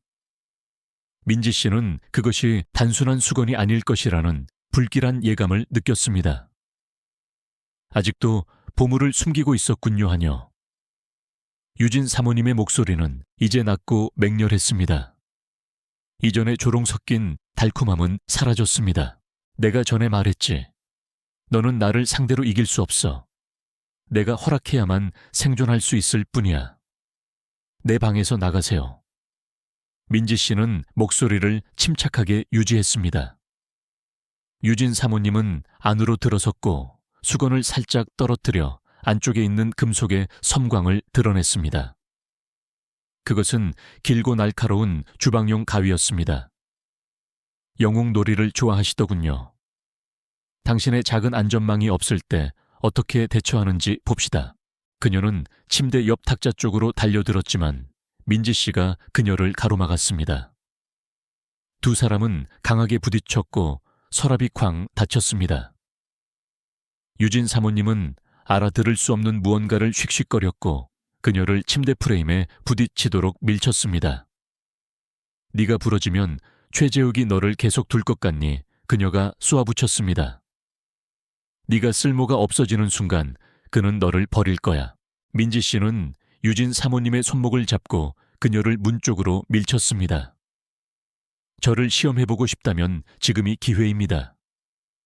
그들은 숨 막히는 순간 동안 몸싸움을 벌였고 가위는 바닥에 쨍그랑 소리를 내며 떨어졌습니다. 그때 집안 어딘가에서 문이 쾅 열리는 소리가 들렸습니다. 무거운 발소리가 다가왔습니다. 최 부회장님의 목소리가 복도를 울렸습니다. 유진, 그녀는 얼어붙었고 소리가 나는 쪽으로 눈을 돌렸습니다. 그 찰나의 순간 민지 씨는 한 걸음 물러섰고 가슴이 헐떡였습니다. 최 부회장님이 문간에 나타나 상황을 파악했습니다. 바닥에 떨어진 가위 유진 사모님의 광기, 어린 표정 민지 씨의 멍든 팔. 나가 그는 유진 사모님에게 면도날처럼 날카로운 목소리로 말했습니다. 내가 경찰에 전화하기 전에 1분의 시간을 줄게. 유진 사모님의 콧구멍이 벌렁거렸습니다. 감히 저보다 이 여자를 더 믿으시는 거예요. 나는 충분히 봤네. 최 부회장님이 말했습니다. 그리고 나는 몇 주 동안 충분히 봐왔어. 유진 사모님의 시선은 마지막으로 민지 씨에게 머물렀고 도끼와 냉정함으로 가득 차 있었습니다. 이것으로 끝이 아니야. 나는 너를 땅바닥까지 태워버릴 거야. 그녀는 최 부회장님을 거칠게 밀치고 복도 아래로 사라졌습니다. 최 부회장님은 민지 씨를 바라보았고 그의 목소리는 이제 더 부드러웠습니다. 다친 곳은 없나 제가 감당할 수 없는 것은 없습니다. 민지 씨가 말했지만 그녀의 심장은 여전히 쿵쾅거리고 있었습니다. 그날 밤 저택은 봉쇄되었습니다. 최 부회장님은 모든 출입구에 경비원을 배치했고 그는 직접 민지 씨 어머니의 요양시설에 추가 보호를 요청하는 메시지를 전달했습니다. 법적 소송 서류는 다음날 아침 접수되었고 전고 무렵 최 부회장님의 변호사가 아닌 혜린 간호사의 연락처를 통해 소식이 언론에 전해졌습니다. 영상이 공개되었습니다. 유진 사모님의 얼굴, 그녀의 말, 그녀의 폭력, 이 모든 것이 저녁 뉴스에 나왔습니다. 여론은 빠르고 잔인하게 돌아섰습니다. 기자들이 저택 밖에 진을 쳤고 옹호단체에서 민지 씨에게 지원을 제공하는 전화가 쇄도했습니다. 하지만 관심과 함께 위험도 따랐습니다. 그날 저녁 민지 씨에게 익명의 봉투가 도착했습니다. 안에는 유진 사모님의 필체로 한 줄이 적혀 있었습니다. 네가 불을 질렀지. 불 속에서 살아남을 수 있는지 보자. 민지 씨는 그것을 2번 읽고는 다른 모든 증거와 함께 폴더에 끼워 넣었습니다. 그녀는 환상을 품지 않았습니다. 유진 사모님은 여전히 위험했지만 이제 그녀 역시 위험했습니다. 그리고 이 일이 시작된 이래 처음으로 민지 씨는 자신의 발밑의 땅이 자신의 것처럼 느껴졌습니다. 그녀가 몰랐던 것은 유진 사모님이 이미 샬스턴에서 사라졌다는 것입니다. 그리고 그들이 다음에 마주칠 때는 최 씨 일가 저택에서 멀리 떨어진 훨씬 더 치명적인 곳이 될 것이었습니다. 한유진 사모님이 떠난 후 3주가 흘렀습니다. 최 씨 일가 저택은 요새가 되었습니다. 보안 카메라는 업그레이드 되었고 직원 명단은 가장 신뢰할 수 있는 사람들로 정리되었으며 최재욱 부회장님은 운전기사와 경호원 없이는 거의 외출하지 않았습니다. 그럼에도 불구하고 모든 예방 조치에도 불구하고 그림자는 여전히 남아 있었습니다. 유진 사모님은 사라졌지만 그녀의 존재는 연기처럼 공중에 달라붙어 있었습니다. 민지 씨는 평소처럼 일을 계속했지만 언론의 폭풍은 그녀를 대중의 눈에 띄는 인물로 만들었습니다. 낯선 사람들은 식료품점에서 그녀의 얼굴을 알아봤고 커피숍에서 속삭였으며 일부는 지지를 표했고 다른 일부는 숨막히는 모욕을 던졌습니다. 세상은 이미 편을 갈랐습니다. 하지만 유진 사모님은 침묵했습니다. 너무나도 침묵했습니다. 그 고요함이 깨진 것은 비 오는 목요일 저녁이었습니다. 민지 씨는 스트레스를 풀기 위해 최 부회장님이 권유한 짧은 산책을 위해 저택을 나서고 있었습니다. 그때 그녀는 길 건너편에 검은색 SUV 한 대가 시동을 켜고 서 있는 것을 발견했습니다.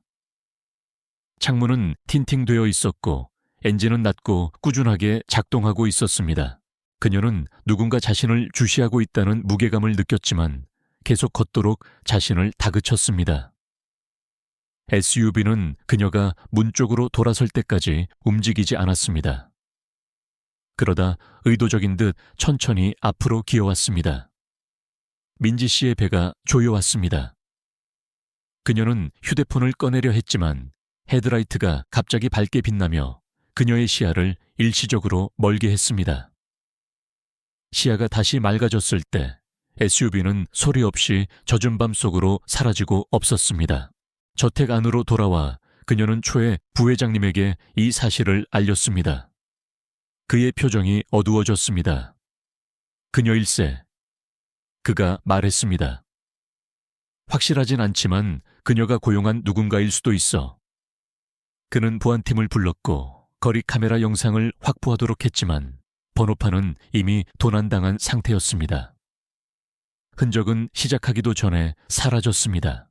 그날 밤 민지 씨는 잠을 이룰 수 없었습니다. 그녀는 창문에 부딪히는 빗소리를 들으며 유진 사모님이 했던 약속을 생각했습니다. 너를 땅바닥까지 태워버릴 거야. 그리고 그녀는 이제 그것이 단순한 위협이 아님을 알았습니다. 다음 날도 불안감은 계속되었습니다. 최 부회장님의 사무실로 낯선 필체로 적힌 소포가 도착했습니다. 안에는 휴지에 쌓인 도윤 도련님의 인형 중 하나가 들어있었는데 천은 찢겨 있었고 얼굴에는 붉은 페인트 자국이 있었습니다. 메모는 없었고 설명도 없었습니다. 최 부회장님의 손은 인형을 꽉 움켜쥐었습니다. 그녀는 우리가 쉽게 접근할 수 있다는 것을 알려주고 있는 것일세. 그가 침울하게 말했습니다. 그들은 다시 보안을 2배로 강화했습니다.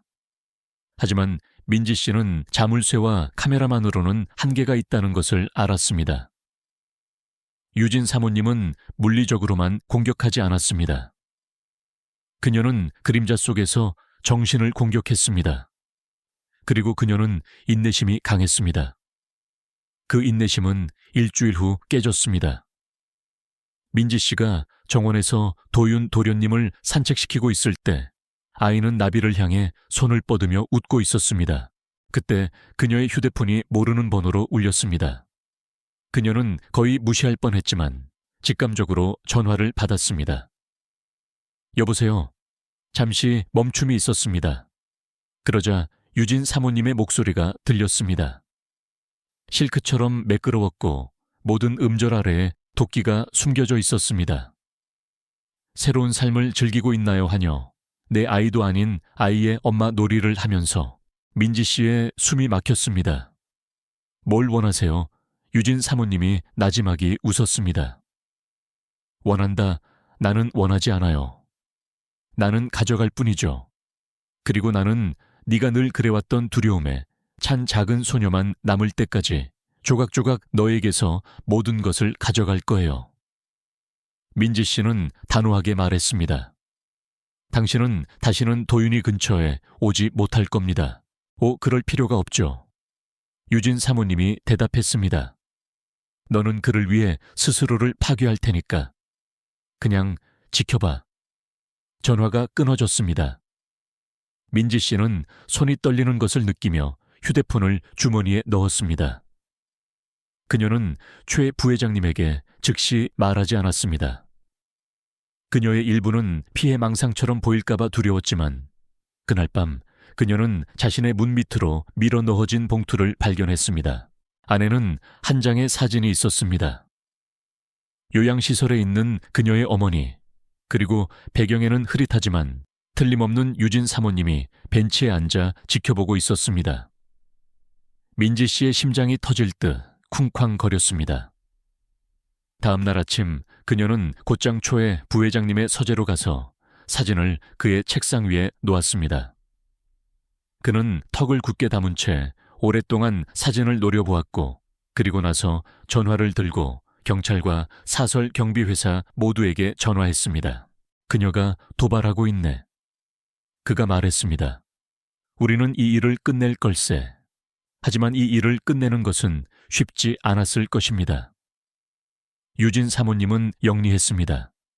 그녀는 협박과 암시 외에는 직접적인 흔적이나 명확한 증거를 남기지 않았습니다.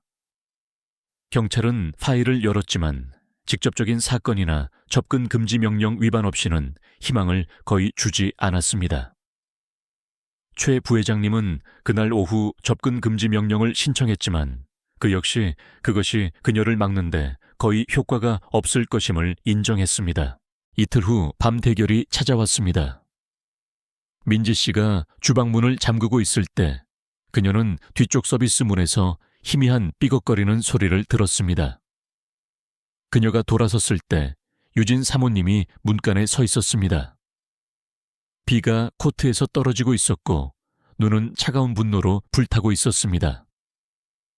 무단 침입입니다. 민지 씨가 그녀가 느끼는 것보다 더 침착한 목소리로 말했습니다. 유진 사모님은 안으로 들어섰고 문이 뒤에서 닫히도록 내버려 두었습니다. 내가 말했지. 이것으로 끝이 아니라고. 너는 나를 쫓아내서 네가 이겼다고 생각하니, 너는 최재욱이 내 편이라고 생각하니, 그와 같은 남자들, 진짜 돈을 가진 남자들은 하인들에게 충성하지 않아. 너는 그가 지겨워질 때까지 단지 임시 대용품일 뿐이야. 저는 그를 위해 여기에 있는 것이 아닙니다. 민지 씨가 말했습니다. 저는 도윤이를 위해 여기에 있습니다. 유진 사모님의 미소는 면도날처럼 날카로웠습니다. 그리고 바로 그것 때문에 내가 여기에 있는 거야. 감히 네가 내 아들의 삶에서 나를 지우도록 내버려 둘 것 같니? 네가 사라지기 전에 내가 먼저 사라질 거야. 예고 없이 그녀는 앞으로 달려들어 민지 씨를 카운터에 밀쳤습니다. 몸싸움이 벌어졌습니다. 민지 씨는 그녀를 밀쳐내려 했지만 유진 사모님은 끊임없이 그녀의 팔을 핥히었고 그녀의 귀에 욕설을 쉭쉭거렸습니다. 더럽고 교활한 흑인 쥐새끼. 유진 사모님은 모든 단어를 무기처럼 뱉어냈습니다. 민지 씨는 그녀를 밀쳐냈고 숨이 가빴습니다. 나가 유진 사모님은 낮고 끔찍하게 웃었습니다. 네가 나를 겁줄 수 있다고 생각하니 나는 내가 계획한 것이 무엇인지조차 모를 거야. 그 순간 최 부회장님의 목소리가 복도에서 울려 퍼졌습니다. 유진 그는 2명의 경호원을 뒤에 두고 주방으로 뛰어들었습니다. 유진 사모님은 얼어붙었고 그녀의 가면이 잠시 미끄러졌다가 다시 제자리를 찾았습니다. 남편과 이야기하러 왔어요. 그녀는 달콤하게 말했습니다. 최 부회장님의 표정은 돌 같았습니다. 자네는 내 직원을 협박하고 더 이상 자네에게 권리가 없는 집에 발을 들였네.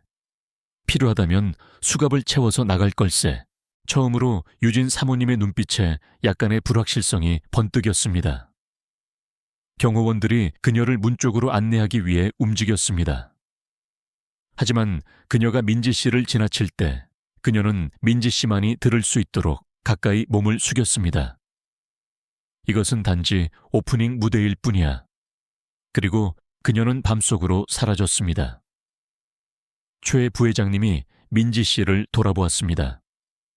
그녀는 다시는 자네 근처에 오지 못할 걸세. 그가 말했습니다. 하지만 민지 씨는 직감적으로 더 잘 알고 있었습니다. 유진 사모님은 해를 입히기 위해 근처에 있을 필요가 없었습니다. 그녀는 단지 두려움을 계속 살아있게 할 필요가 있었습니다.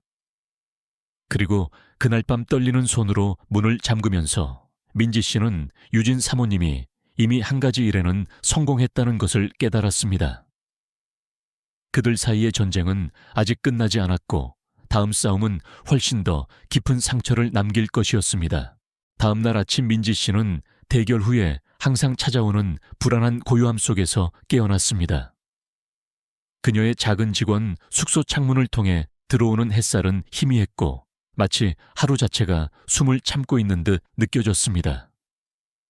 그녀는 간밤의 잠을 거의 이루지 못했고 한유진 사모님의 마지막 말이 녹음된 것처럼 머릿속에서 되풀이되었습니다. 이것은 단지 오프닝 무대일 뿐이야. 아침 식사 후 그녀는 유진 사모님의 위협이 헛된 말이 아님을 최재욱 부회장님에게 확신시키기 위해 곧장 서재로 향했습니다. 그는 책상에 앉아 있었고 아침 신문이 앞에 펼쳐져 있었으며 손대지 않은 뜨거운 커피 한 잔이 놓여 있었습니다. 어젯밤 일에 대해 이야기해야 합니다. 그녀가 말을 시작했습니다. 그는 고개를 들어 올렸고 그의 표정은 경계심으로 가득 차 있었습니다. 보안팀이 그녀가 지금은 저택 근처에 없다고 확신했네. 단지 그녀가 여기에 있는 것만이 문제가 아닙니다. 민지 씨가 한 걸음 더 다가가며 말했습니다. 그녀는 저를 지켜보고 있습니다. 제 가족까지도요. 그녀는 제 어머니 사진을 보냈습니다. 부회장님, 그녀는 멈추지 않을 것입니다. 그리고 그녀는 영리합니다. 모든 것을 경찰의 감시망 아래에서 벗어나도록 만들고 있어요.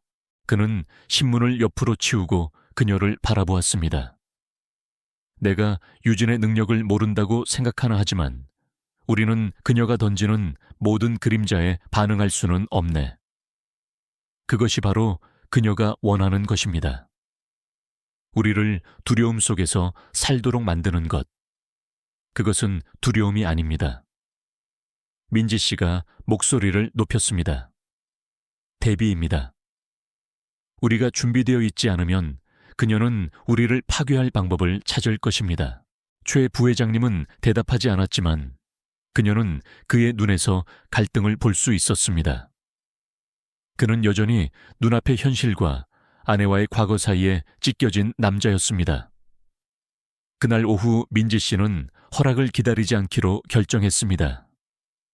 그녀는 접근 금지 명령 사건을 맡은 경찰관 하 형사 하 형사, 디텍티브 하에게 연락하여 만남을 요청했습니다. 그들은 다운타운의 작은 카페에 앉았고 점심 식사 인파의 소음은 그들을 보호하는 듯한 배경음이 되었습니다. 하 형사는 그녀가 SUV 소포 전화 통화 어머니의 사진, 그리고 마침내 주방에서의 대결까지 모두 이야기하는 것을 들었습니다. 당신의 말이 맞습니다. 그가 잠시 멈춘 후 말했습니다. 이것은 괴롭힘입니다. 하지만 그녀를 이 행위들과 직접적으로 연결할 명확한 증거가 없다면 그녀는 미꾸라지처럼 빠져나갈 겁니다. 그녀는 변호사 뒤에 숨고 돈 뒤에 숨을 겁니다. 그녀가 영리하다면 아무것도 직접적으로 그녀에게 추적될 수 없도록 만들고 있을 겁니다. 그럼 저희는 어떻게 해야 하나요? 민지 씨가 물었습니다. 형사는 뒤로 기대어 앉아 생각했습니다. 함정을 놓아야 합니다. 그녀가 저항할 수 없는 무언가. 그녀는 당신을 도발하고 싶어 하죠. 그럼 우리는 그녀에게 감시 카메라가 준비된 상태에서 그렇게 할 기회를 주어야 합니다. 이 아이디어는 민지 씨의 마음속에 씨앗처럼 박혔습니다. 이틀 동안 그녀는 하 형사와 최 부회장님의 보안팀장과 조용히 협력하여 유진 사모님을 끌어낼 상황을 계획했습니다. 그것은 그녀가 행동하도록 만들 만큼 개인적인 일이어야 했지만 모두를 안전하게 지킬 만큼 통제된 상황이어야 했습니다. 기회는 예상보다 빨리 찾아왔습니다. 최 부회장님이 서베너의 고위층 자선 갈래 초청되었고 위험에도 불구하고 그는 민지 씨가 스태프가 아닌 손님으로서 동행하기를 원했습니다. 자네는 이미 너무 많은 소문의 중심에 있었네. 그가 말했습니다. 나는 사람들이 자네를 내가 보는 것처럼 보게 하고 싶네. 다른 누구도 그러지 않았을 때 내 아들을 위해 일어선 여성으로 말이야. 계획은 간단했습니다. 행사장에는 보안팀이 배치될 것이고 눈에 띄지 않는 경찰관들이 입구를 모니터링할 것이었습니다. 유진 사모님이 나타난다면 그들은 준비가 되어 있을 것입니다. 갈라 당일 밤 민지 씨는 최 부회장님이 그녀를 위해 준비한 남색 드레스를 입었고 새틴 천이 손끝에서 부드럽게 느껴졌습니다. 그녀는 웅장한 볼룸으로 걸어 들어갈 때 노출되었다는 느낌을 받았고 수백 쌍의 눈이 그들을 향했지만 그녀는 억지로 턱을 들고 당당하게 걸었습니다. 저녁 시간은 악수정중한 대화, 그리고 속삭이는 호기심의 연속이었습니다. 하지만 행사가 중반을 넘어서고 민지 씨가 막 숨을 돌리기 시작했을 때 그녀는 목 뒤에 찌릿한 느낌을 받았습니다. 틀림없이 누군가 자신을 지켜보고 있다는 감각이었습니다. 그녀는 방을 훑어보았고 바로 거기에 유진 사모님이 있었습니다. 샴페인 분수 근처에 서 있었고 머리는 틀어 올려져 있었으며 짙은 에메랄드색 가운이 그녀의 몸을 감싸고 있었습니다. 그녀는 민지 씨와 시선이 마주치자 천천히 의도적인 미소를 지었습니다. 민지 씨의 맥박이 쿵쾅거렸습니다. 그녀는 대화에서 양해를 구하고 뒤쪽 근처에 있는 보안팀 대기 장소로 이동했습니다. 하 형사도 그들 사이에 있었고 그의 시선은 유진 사모님에게 고정되어 있었습니다. 잡았습니다. 그가 무정의의 나지막이 중얼거렸습니다. 유진 사모님은 군중 사이를 헤치고 걸어오기 시작했고 그녀의 움직임은 평범했지만 목적이 있었습니다. 민지 씨는 카메라가 은밀하게 설치된 더 조용한 테라스 밖으로 그녀를 유인하며 시야 안에 머물렀습니다. 테라스 불빛 아래에서 그들이 단둘이 된 순간 유진 사모님의 가면이 벗겨졌습니다. 이것 좀 봐. 그녀가 느릿하게 말했습니다. 마치 네가 이곳에 속한 사람처럼 차려입었네. 말해봐 민지. 실크를 입는다고 해서 네가 누구인지 바뀔 거라고 정말 생각하니? 저는 당신의 놀이에 참여하러 온 것이 아닙니다. 민지 씨가 차분하게 말했습니다. 유진 사모님의 눈이 번뜩였습니다. 오, 참여하고 있지. 네가 내 집에 발을 들여놓은 날부터 계속 놀고 있었지. 최재욱이네. 작은 성녀 연기를 믿는다고 해서 네가 이겼다고 생각하니 그는 결국 너에게 등을 돌릴 거야. 그들은 모두 등을 돌리지. 저와 제 가족을 내버려 두세요. 민지 씨가 말했습니다. 내 가족 유진 사모님은 날카롭고 차갑게 웃었습니다. 도윤이는 내 아들이야. 그리고 너는 운이 좋았던 하인일 뿐이지. 그녀는 더 가까이 다가왔고 그녀의 목소리는 도끼 어린 속삭임으로 바뀌었습니다. 하지만 운은 다하기 마련이지. 민지 씨가 반응하기도 전에 유진 사모님의 손이 튀어나와 그녀의 팔을 멍이 들 정도로 세게 움켜쥐었습니다. 그 움직임은 빠르고 공격적이었으며 하 형사가 기다리던 바로 그것이었습니다. 이제 그만한 사모님. 그의 목소리가 울려 퍼졌고 그와 다른 2명의 경찰관이 테라스로 올라섰습니다. 유진 사모님의 얼굴은 얼어붙었고 카메라가 모든 것 그녀의 말, 그녀의 위협, 그녀의 폭행을 포착했다는 것을 깨닫자 충격이 그녀의 얼굴에 스쳐 지나갔습니다. 그녀는 벗어나려 했지만 하 형사의 팀은 매끄럽게 움직여 그녀를 제지했고 실내의 손님들이 상황을 알아차리기 시작했을 때 그녀에게 미란다 원칙을 고지했습니다. 최 부회장님이 문간에 나타났고 그의 표정은 읽을 수 없었습니다. 유진 사모님의 시선은 그와 민지 씨 사이를 오갔고 분노가 그녀의 눈 속에서 끓어올랐습니다. 후회하게 될 거야. 그녀는 경찰관들이 그녀를 호송해 가는 동안 쏘아붙였습니다. 저녁의 남은 시간은 혼란 그 자체였습니다. 최 부회장님은 민지 씨 옆에 머물며 호기심 많은 구경꾼들과 속삭이는 소문으로부터 그녀를 보호했습니다. 그들이 마침내 저택으로 돌아왔을 때 아드레날린은 사라지고 민지 씨는 지쳤지만 안도했습니다. 하 형사는 그날 밤 늦게 전화하여 유진 사모님이 괴롭힘과 폭행 혐의로 구금되었음을 확인해 주었습니다. 접근 금지 명령 위반 가능성까지 더해졌습니다. 끝난 것은 아닙니다. 그가 경고했습니다. 그녀와 같은 사람들은 그냥 사라지지 않습니다. 하지만 오늘 밤은 승리였습니다. 민지 씨는 전화를 끊고 침실 창가에 앉아 달빛이 비치는 정원을 바라보았습니다. 그녀는 하 형사의 말이 옳다는 것을 알았습니다. 유진 사모님은 조용히 사라질 사람이 아니었지만 몇 주 만에 처음으로 그녀는 통제권이 돌아왔다는 작은 희망을 느꼈습니다.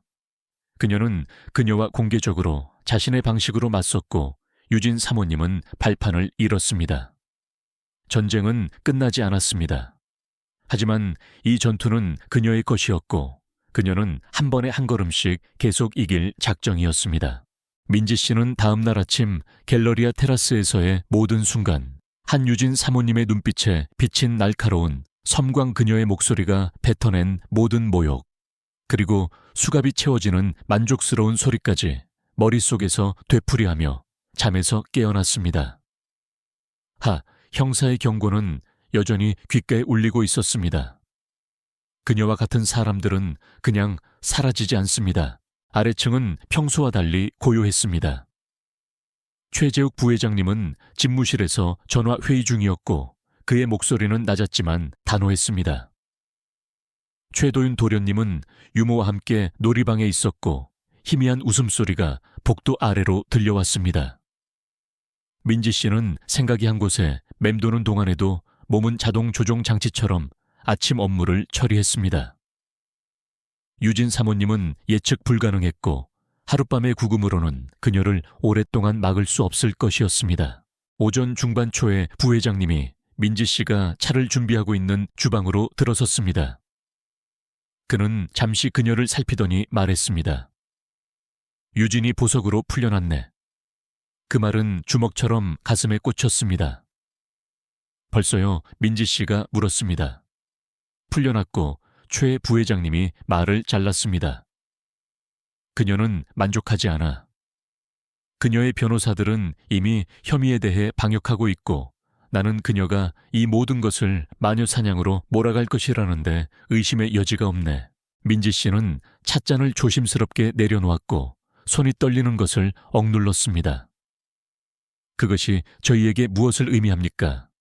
그것은 최 부회장님이 피로감이 섞인 날카로운 목소리로 말했습니다. 우리가 경계를 늦추지 않아야 한다는 뜻이네. 보안은 강화되었네. 아무도 나의 허가 없이는 이 집에 가까이 오지 못할 걸세. 하지만 그녀가 다시 무언가를 시도할 것이라는 데는 의심의 여지가 없네. 민지 씨는 속이 울렁거렸지만 고개를 끄덕였습니다. 저는 그녀를 두려워하지 않습니다. 그녀는 그에게라기보다는 자기 자신에게 말했습니다. 자네는 신중해야 하네. 최 부회장님이 대답했습니다. 하지만 두려워할 필요는 없지. 그것은 차이가 있네. 그날 오후 안팎으로 폭풍이 몰아쳤습니다. 비가 창문에 들이쳤고 바람이 창틀을 흔들었습니다. 민지 씨는 새 수건을 손님 구역으로 가져가는 길에 휴대폰이 울리는 소리를 들었습니다. 모르는 번호였습니다. 그녀는 망설이다 전화를 받았습니다. 이민지 씨. 오만함이 가득한 목소리였습니다. 그녀는 즉시 그것이 유진 사모님의 목소리임을 알아차렸습니다. 네가 정말 이겼다고 생각하는 거지. 그 갈래에서의 작은 연극. 그게 너를 건드릴 수 없는 존재로 만든다고 생각하니 민지 씨는 목소리를 평온하게 유지했습니다. 당신은 접근 금지 명령을 위반했고 저를 폭행했습니다. 경찰이 그것을 보았습니다. 모두가 보았습니다. 제발. 유진 사모님이 비웃었습니다. 내가 그것을 얼마나 많은 방식으로 왜곡할 수 있는지. 아니, 전화 한 통이면 너는 질투심에 사로잡혀 안주인을 공격한 절박한 하녀가 될 거야. 나는 사람들이 오직 그 버전만을 듣도록 만들 친구들이 있어. 저는 더 이상 당신의 하녀가 아닙니다. 민지 씨가 말했습니다. 그리고 저는 당신을 두려워하지 않습니다. 아직은 아니지. 유진 사모님이 얼음장 같은 어조로 말했습니다. 하지만 그렇게 될 거야. 전화가 끊겼습니다. 민지 씨는 휴대폰을 바라보았고 맥박이 빨라졌습니다. 유진 사모님은 그녀를 도발하고 실수하도록 몰아쓰려 했습니다. 그녀는 깊은 숨을 들이마시며 자신을 집중시키려 했습니다. 그날 저녁 늦게하 형사가 업데이트된 정보를 가지고 전화했습니다. 저희가 그녀의 동선을 추적하고 있습니다. 그가 말했습니다. 지금까지는 물리적으로 거리를 두고 있지만 그녀는 전화를 많이 하고 있습니다. 아마도 그녀 편으로 끌어들일 수 있는 모든 사람들을 규합하려 하고 있을 겁니다. 그리고 그녀가 누군가를 찾아낸다면요? 민지 씨가 물었습니다. 그럼 그녀는 그들을 당신에게 대항하도록 만들려고 할 겁니다. 그래서 당신은 흠잡을 데 없는 기록을 유지해야 합니다. 그녀가 악용할 수 있는 분노에 찬 대결이나 실수 없이 민지 씨는 동의했지만 전화를 끊은 후에도 불안감은 오랫동안 남아 있었습니다. 다음 며칠 동안 저택 주변에서 이상한 일들이 일어나기 시작했습니다. 최 부회장님 앞으로 소포가 도착했지만 안에는 기괴한 선물들이 들어 있었습니다. 머리가 깨진 인형, 다음 사고를 위한 이라고 라벨이 붙은 붉은 염료병. 어느 날 아침 유모의 자동차 앞유리 와이퍼 밑에서 쪽지가 발견되었습니다. 아이들에게는 매일 사고가 발생한다. 필체는 낯익었지만 법정에 가져갈 만큼 결정적인 증거는 없었습니다. 최 부회장님은 격분했고 그의 분노는 간신히 억제되고 있었습니다. 그녀는 우리가 실수하도록 겁주려 하고 있어. 그가 집무실을 서성이며 말했습니다. 아니면 부회장님을 떠나도록 겁주려 하는 것일 수도 있습니다. 민지 씨가 조용히 덧붙였습니다. 그는 서성이는 것을 멈추고 그녀를 바라보았습니다. 효과가 있나 아닙니다. 민지 씨가 말했지만 그녀 자신도 확신할 수 없었습니다. 그날 밤 잠 못 이루는 민지 씨는 주방에 앉아 차를 마시며 밖에 다시 내리기 시작한 비를 들었습니다. 그녀는 어머니를 생각했고 애초에 이 직업을 선택한 이유를 생각했으며 구급차 안에서 자신의 손가락을 꽉 쥐던 도윤 도련님의 작은 손을 생각했습니다. 그녀는 포기하고 떠나기에는 너무 멀리 와 있었습니다. 다음날 아침하 형사가 소식을 가지고 전화했습니다. 저희가 몇몇 메시지를 가로챘습니다. 그가 말했습니다. 유진이 이번 주말에 다운타운에서 열리는 공개 모금 행사를 계획하고 있는 것 같습니다. 그녀가 주최하는 것은 아니지만 그곳에서 자신을 노출할 것임을 확실히 했습니다. 그녀는 관심을 원하는군요. 민지 씨가 말했습니다. 그녀는 서사를 통제하고 싶어 합니다. 하 형사가 정정했습니다. 만약 그녀가 여론의 법정에서 우위를 점한다면 우리의 사건은 더 어려워집니다. 하지만 그것은 또한 그녀가 우리가 가까이서 감시할 수 있는 곳에 있을 것이라는 뜻이기도 합니다. 최 부회장님은 그들이 가야 한다고 동의했습니다. 그녀가 거짓말을 퍼뜨릴 생각이라면 나는 직접 듣는 것이 낫겠네. 그가 말했습니다. 모금 행사 당일 날씨는 개었고 도시는 밝고 푸른 하늘 아래 깨끗하게 씻겨 있었습니다. 행사는 유서 깊은 호텔 볼룸에서 열렸는데 모든 샹들리에와 금박 액자가 위압감을 주도록 설계된 듯한 장소였습니다. 민지 씨는 단순하지만 우아한 검은색 드레스를 입었고 머리는 깔끔하게 뒤로 묶었습니다. 그들이 들어섰을 때 그녀는 모든 시선의 무게를 느꼈고 속삭임이 그들의 뒤를 따랐습니다. 유진 사모님은 물론 그곳에 있었고 방 중앙 근처에서 사람들과 이야기하고 있었습니다. 그녀는 빛나 보였고 그녀의 웃음소리는 샴페인 잔이 부딪히는 소리처럼 울려 퍼졌습니다. 하지만 그녀의 시선이 민지 씨를 찾았을 때 그녀의 표정에서 온기가 사라졌고 그 자리를 익숙한 끓어오르는 증오가 대신했습니다. 그녀가 이쪽으로 오고 있군. 최 부회장님이 나지막이 말했고 자세를 긴장시켰습니다. 유진 사모님은 얇아서 거의 비웃음처럼 보이는 미소를 지으며 다가왔습니다. 재욱, 이민지 씨, 이렇게 공개적으로 함께 있는 것을 보니 정말 반갑네요. 유진, 최 부회장님이 단호하게 말했습니다. 매우 즐기고 있지. 그녀는 민지 씨의 얼굴에서 시선을 떼지 않고 말했습니다. 하지만 이 여자가 여기에 있는 것을 보니 놀랍네요. 이 모든 일 후에 자숙할 예의가 있을 거라고 생각했는데 저는 숨길 것이 없습니다. 민지 씨가 차분하게 말했습니다. 유진 사모님의 미소가 날카로워졌습니다. 두고 보죠.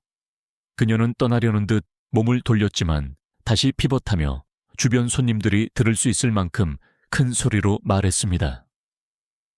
제욱 친절함을 기회로 착각하는 사람들이 있다는 것은 정말 안타까운 일이에요. 그들을 당신의 집에 초대하면 갑자기 그들은 당신의 남편의 관심을 포함하여 당신이 가진 모든 것을 가질 자격이 있다고 생각하죠. 웅성거림이 군중 속으로 퍼져나갔습니다. 최 부회장님의 턱이 굳어졌습니다. 하지만 그가 반응하기도 전에 민지 씨가 앞으로 나섰습니다. 저는 오늘 밤 여기에 초대받아 왔습니다. 그녀가 분명하게 말했습니다. 마치 제가 제 일을 하기 위해 당신의 집에 초대받아 간 것처럼요. 그리고 당신의 아드님이 바닥에 피를 흘리고 있을 때 저는 주저하지 않았습니다. 저는 돈이나 관심에 대해 생각하지 않았습니다. 저는 그의 생명을 구하는 것에 대해 생각했습니다. 유진 사모님의 눈이 좁혀졌지만 민지 씨는 시선을 피하지 않았습니다. 당신이 이야기를 하고 싶다면 민지 씨가 말을 이어갔습니다. 모든 것을 이야기하세요.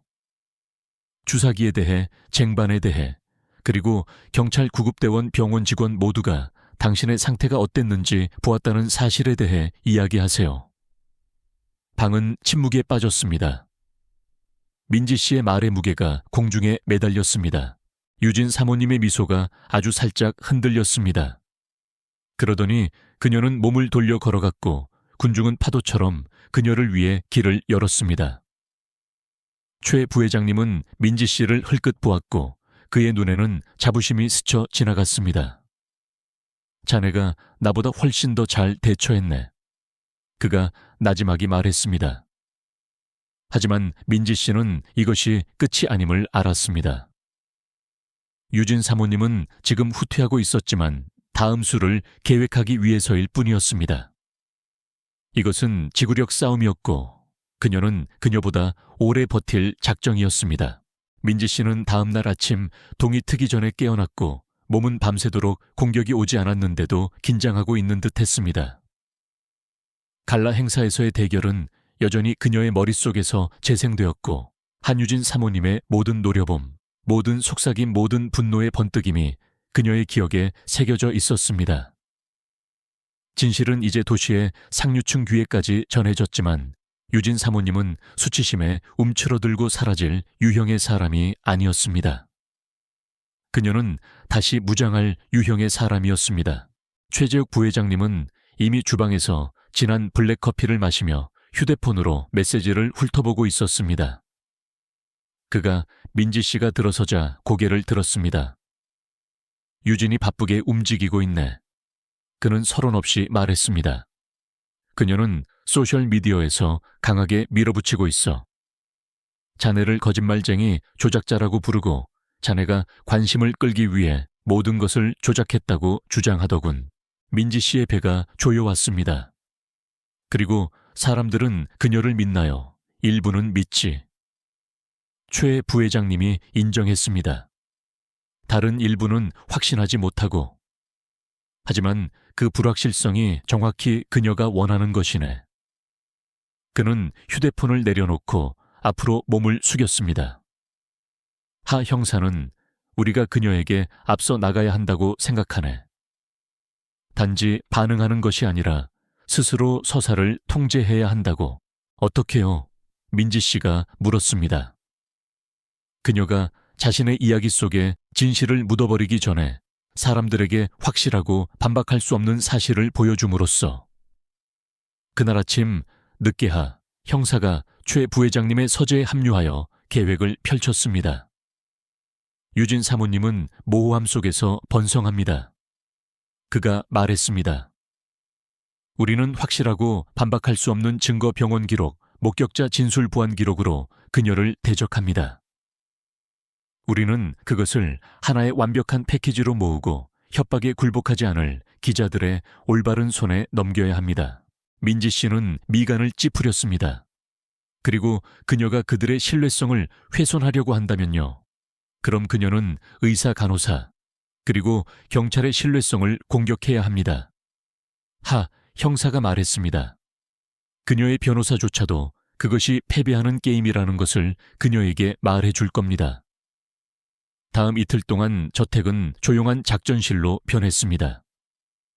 민지 씨는 사건의 모든 세부 사항을 검토하며 자신의 진술을 돌에 새겨진 것처럼 느껴질 때까지 반복했습니다.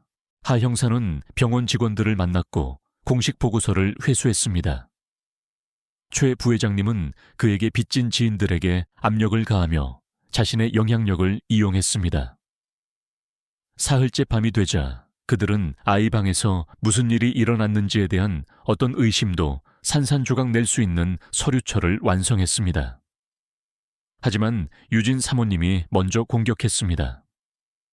서류철이 준비된 아침 익명의 이메일이 몇몇 주요 가십 매체에 도착했습니다.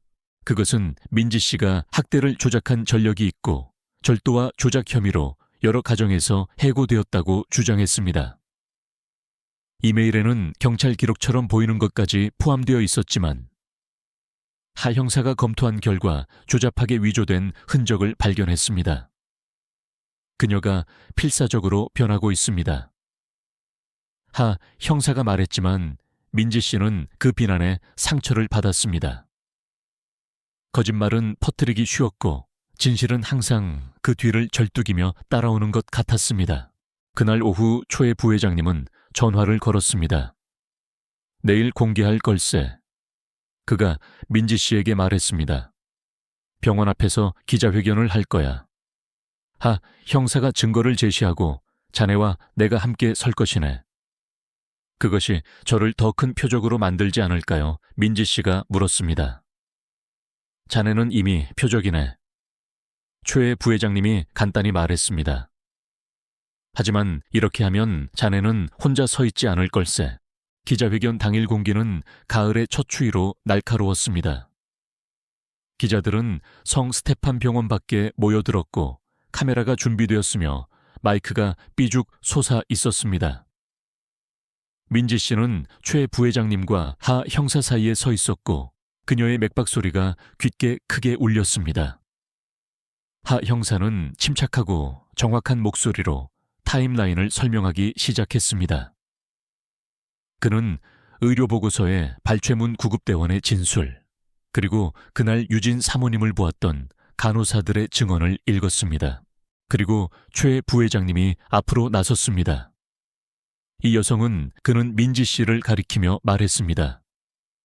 내 아들의 생명을 구했습니다. 그것이 사실입니다. 그 외에 어떤 주장도 거짓이며 그 거짓말은 오늘부로 끝날 것입니다. 민지 씨는 자신의 차례가 되었을 때 그녀가 볼 수 있는 모든 카메라의 시선을 마주했습니다. 저는 싸움을 찾기 위해 최 씨 일가 저택에 온 것이 아닙니다. 그녀가 말했습니다. 저는 일하러 왔습니다. 하지만 아이가 도움을 요청하며 울부짖었을 때 저는 응답했습니다. 저는 그 대가가 무엇이든 다시 그렇게 할 것입니다. 그녀가 말을 마친 후 잠시 동안 오직 카메라에 웅웅거리는 소리만이 있었습니다.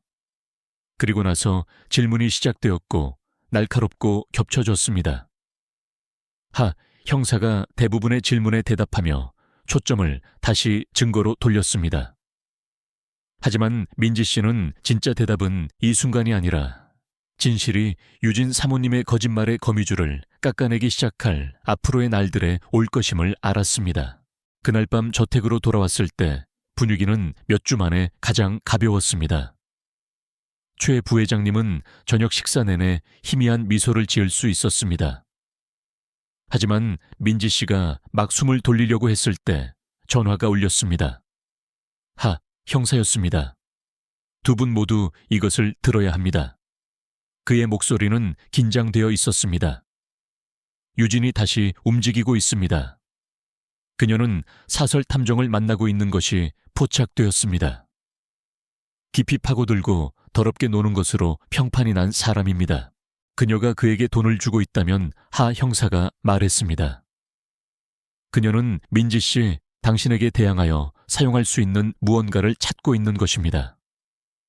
어떤 것이든요. 민지 씨는 접시 위에 포크를 멈추었습니다. 그렇다면 그녀가 찾기 전에 우리가 그녀가 무엇을 찾고 있는지 알아내야 합니다. 그녀가 말했습니다.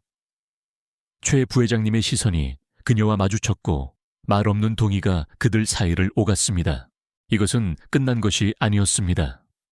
오히려 새로운 국면으로 접어들고 있었습니다.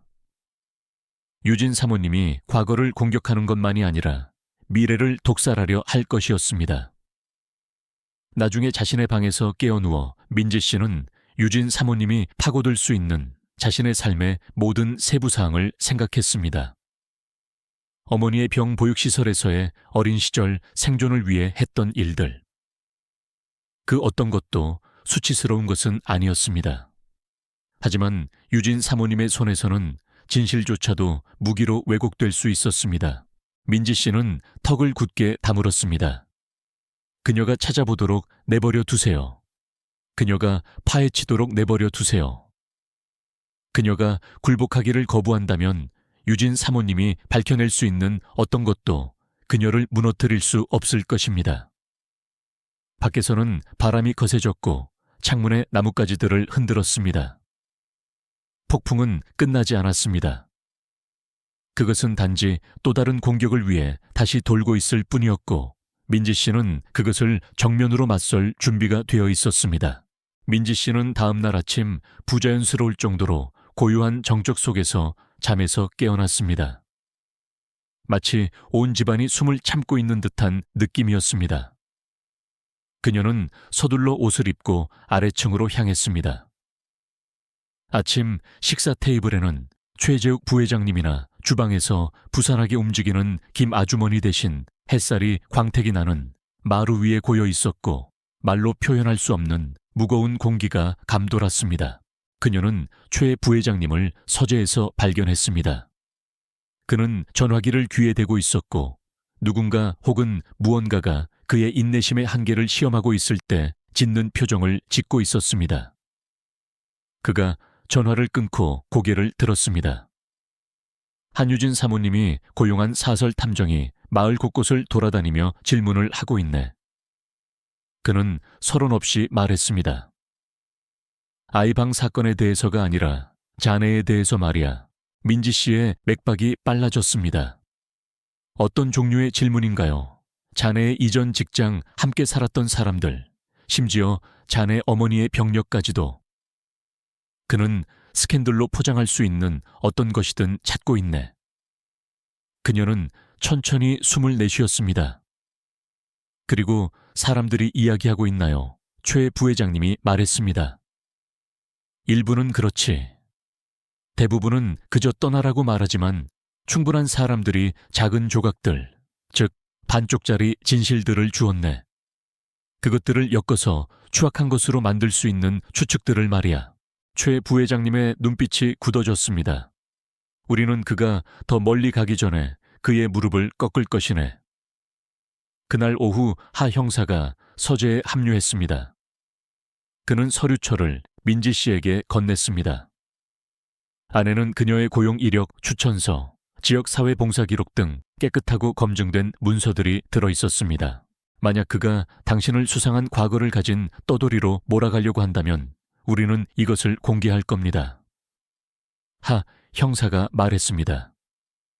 하지만 그가 당신이 말하거나 행동했던 모든 것을 왜곡할 준비를 해야 합니다. 그는 진실에 얽매이지 않아요. 유진 사모님은 그에게 상처를 입히기 위해 돈을 주고 있는 것이지 증명하기 위해 돈을 주고 있는 것이 아닙니다. 민지 씨는 자신이 보육시설에서 보냈던 세월, 그리고 문제가 생기기 전까지 자신이 보이지 않는 집들에서 일했던 경험을 떠올렸습니다. 자신을 뒤에 남겨둔 것에 대해 분개할 수 있는 사람들. 그녀는 고개를 끄덕였습니다. 그가 시도하도록 내버려 두세요. 저는 숨기지 않을 겁니다. 이틀 후 사설 탐정이 행동을 개시했습니다. 한 온라인 가십 사이트가 이민지는 누구인가? 영웅 한여 뒤에 숨겨진 진실이라는 제목의 기사를 실었습니다. 그것은 그녀가 이전 직장에서 고용주와의 부적절한 행동으로 해고되었다고 암시했고, 그녀의 과거 재정적 불일치를 언급했으며, 그녀가 개인적인 이득을 위해 도윤 도련님의 상태를 과장했는지에 대해 의문을 제기했습니다. 이 기사는 아무런 증거도 제시하지 않았지만 그럴 필요도 없었습니다. 의심의 씨앗이 일단 심어지면 그것은 곰팡이처럼 자라날 수 있었습니다. 저녁이 되자 민지 씨의 휴대폰은 몇 년 동안 연락하지 않았던 사람들로부터 온 메시지로 가득 찼습니다. 일부는 지지를 표했고 다른 일부는 설명을 요구했습니다. 최 부회장님은 즉시 하 형사에게 전화했습니다. 지금 당장 대응해야 하네. 하 형사는 이미 그보다 앞서 있었습니다. 자정까지 그는 3명의 전 고용주가 민지 씨의 업무와 청렴성을 칭찬하는 녹화된 진술을 하도록 주선했습니다. 다음 날 아침 이 클립들은 기자회견 영상과 함께 지역 뉴스에 방영되었습니다. 한 전 고용주 은퇴한 판사는 카메라를 똑바로 바라보며 말했습니다. 이민지에 대한 진실을 알고 싶다면 그녀를 아는 사람들에게서 들으십시오. 그리고 진실은 그녀가 그동안 1명 이상의 생명을 구했다는 것입니다. 가십 사이트에 대한 비난은 신속했습니다. 하지만 한유진 사모님은 끝나지 않았습니다. 같은 날 오후 저택에 편지 한 통이 도착했습니다. 유진 사모님이 도윤 도련님에 대한 공동 양육권을 청원하고 있다는 공식 통지였습니다. 그녀는 아이를 원하는 것이 아닐세.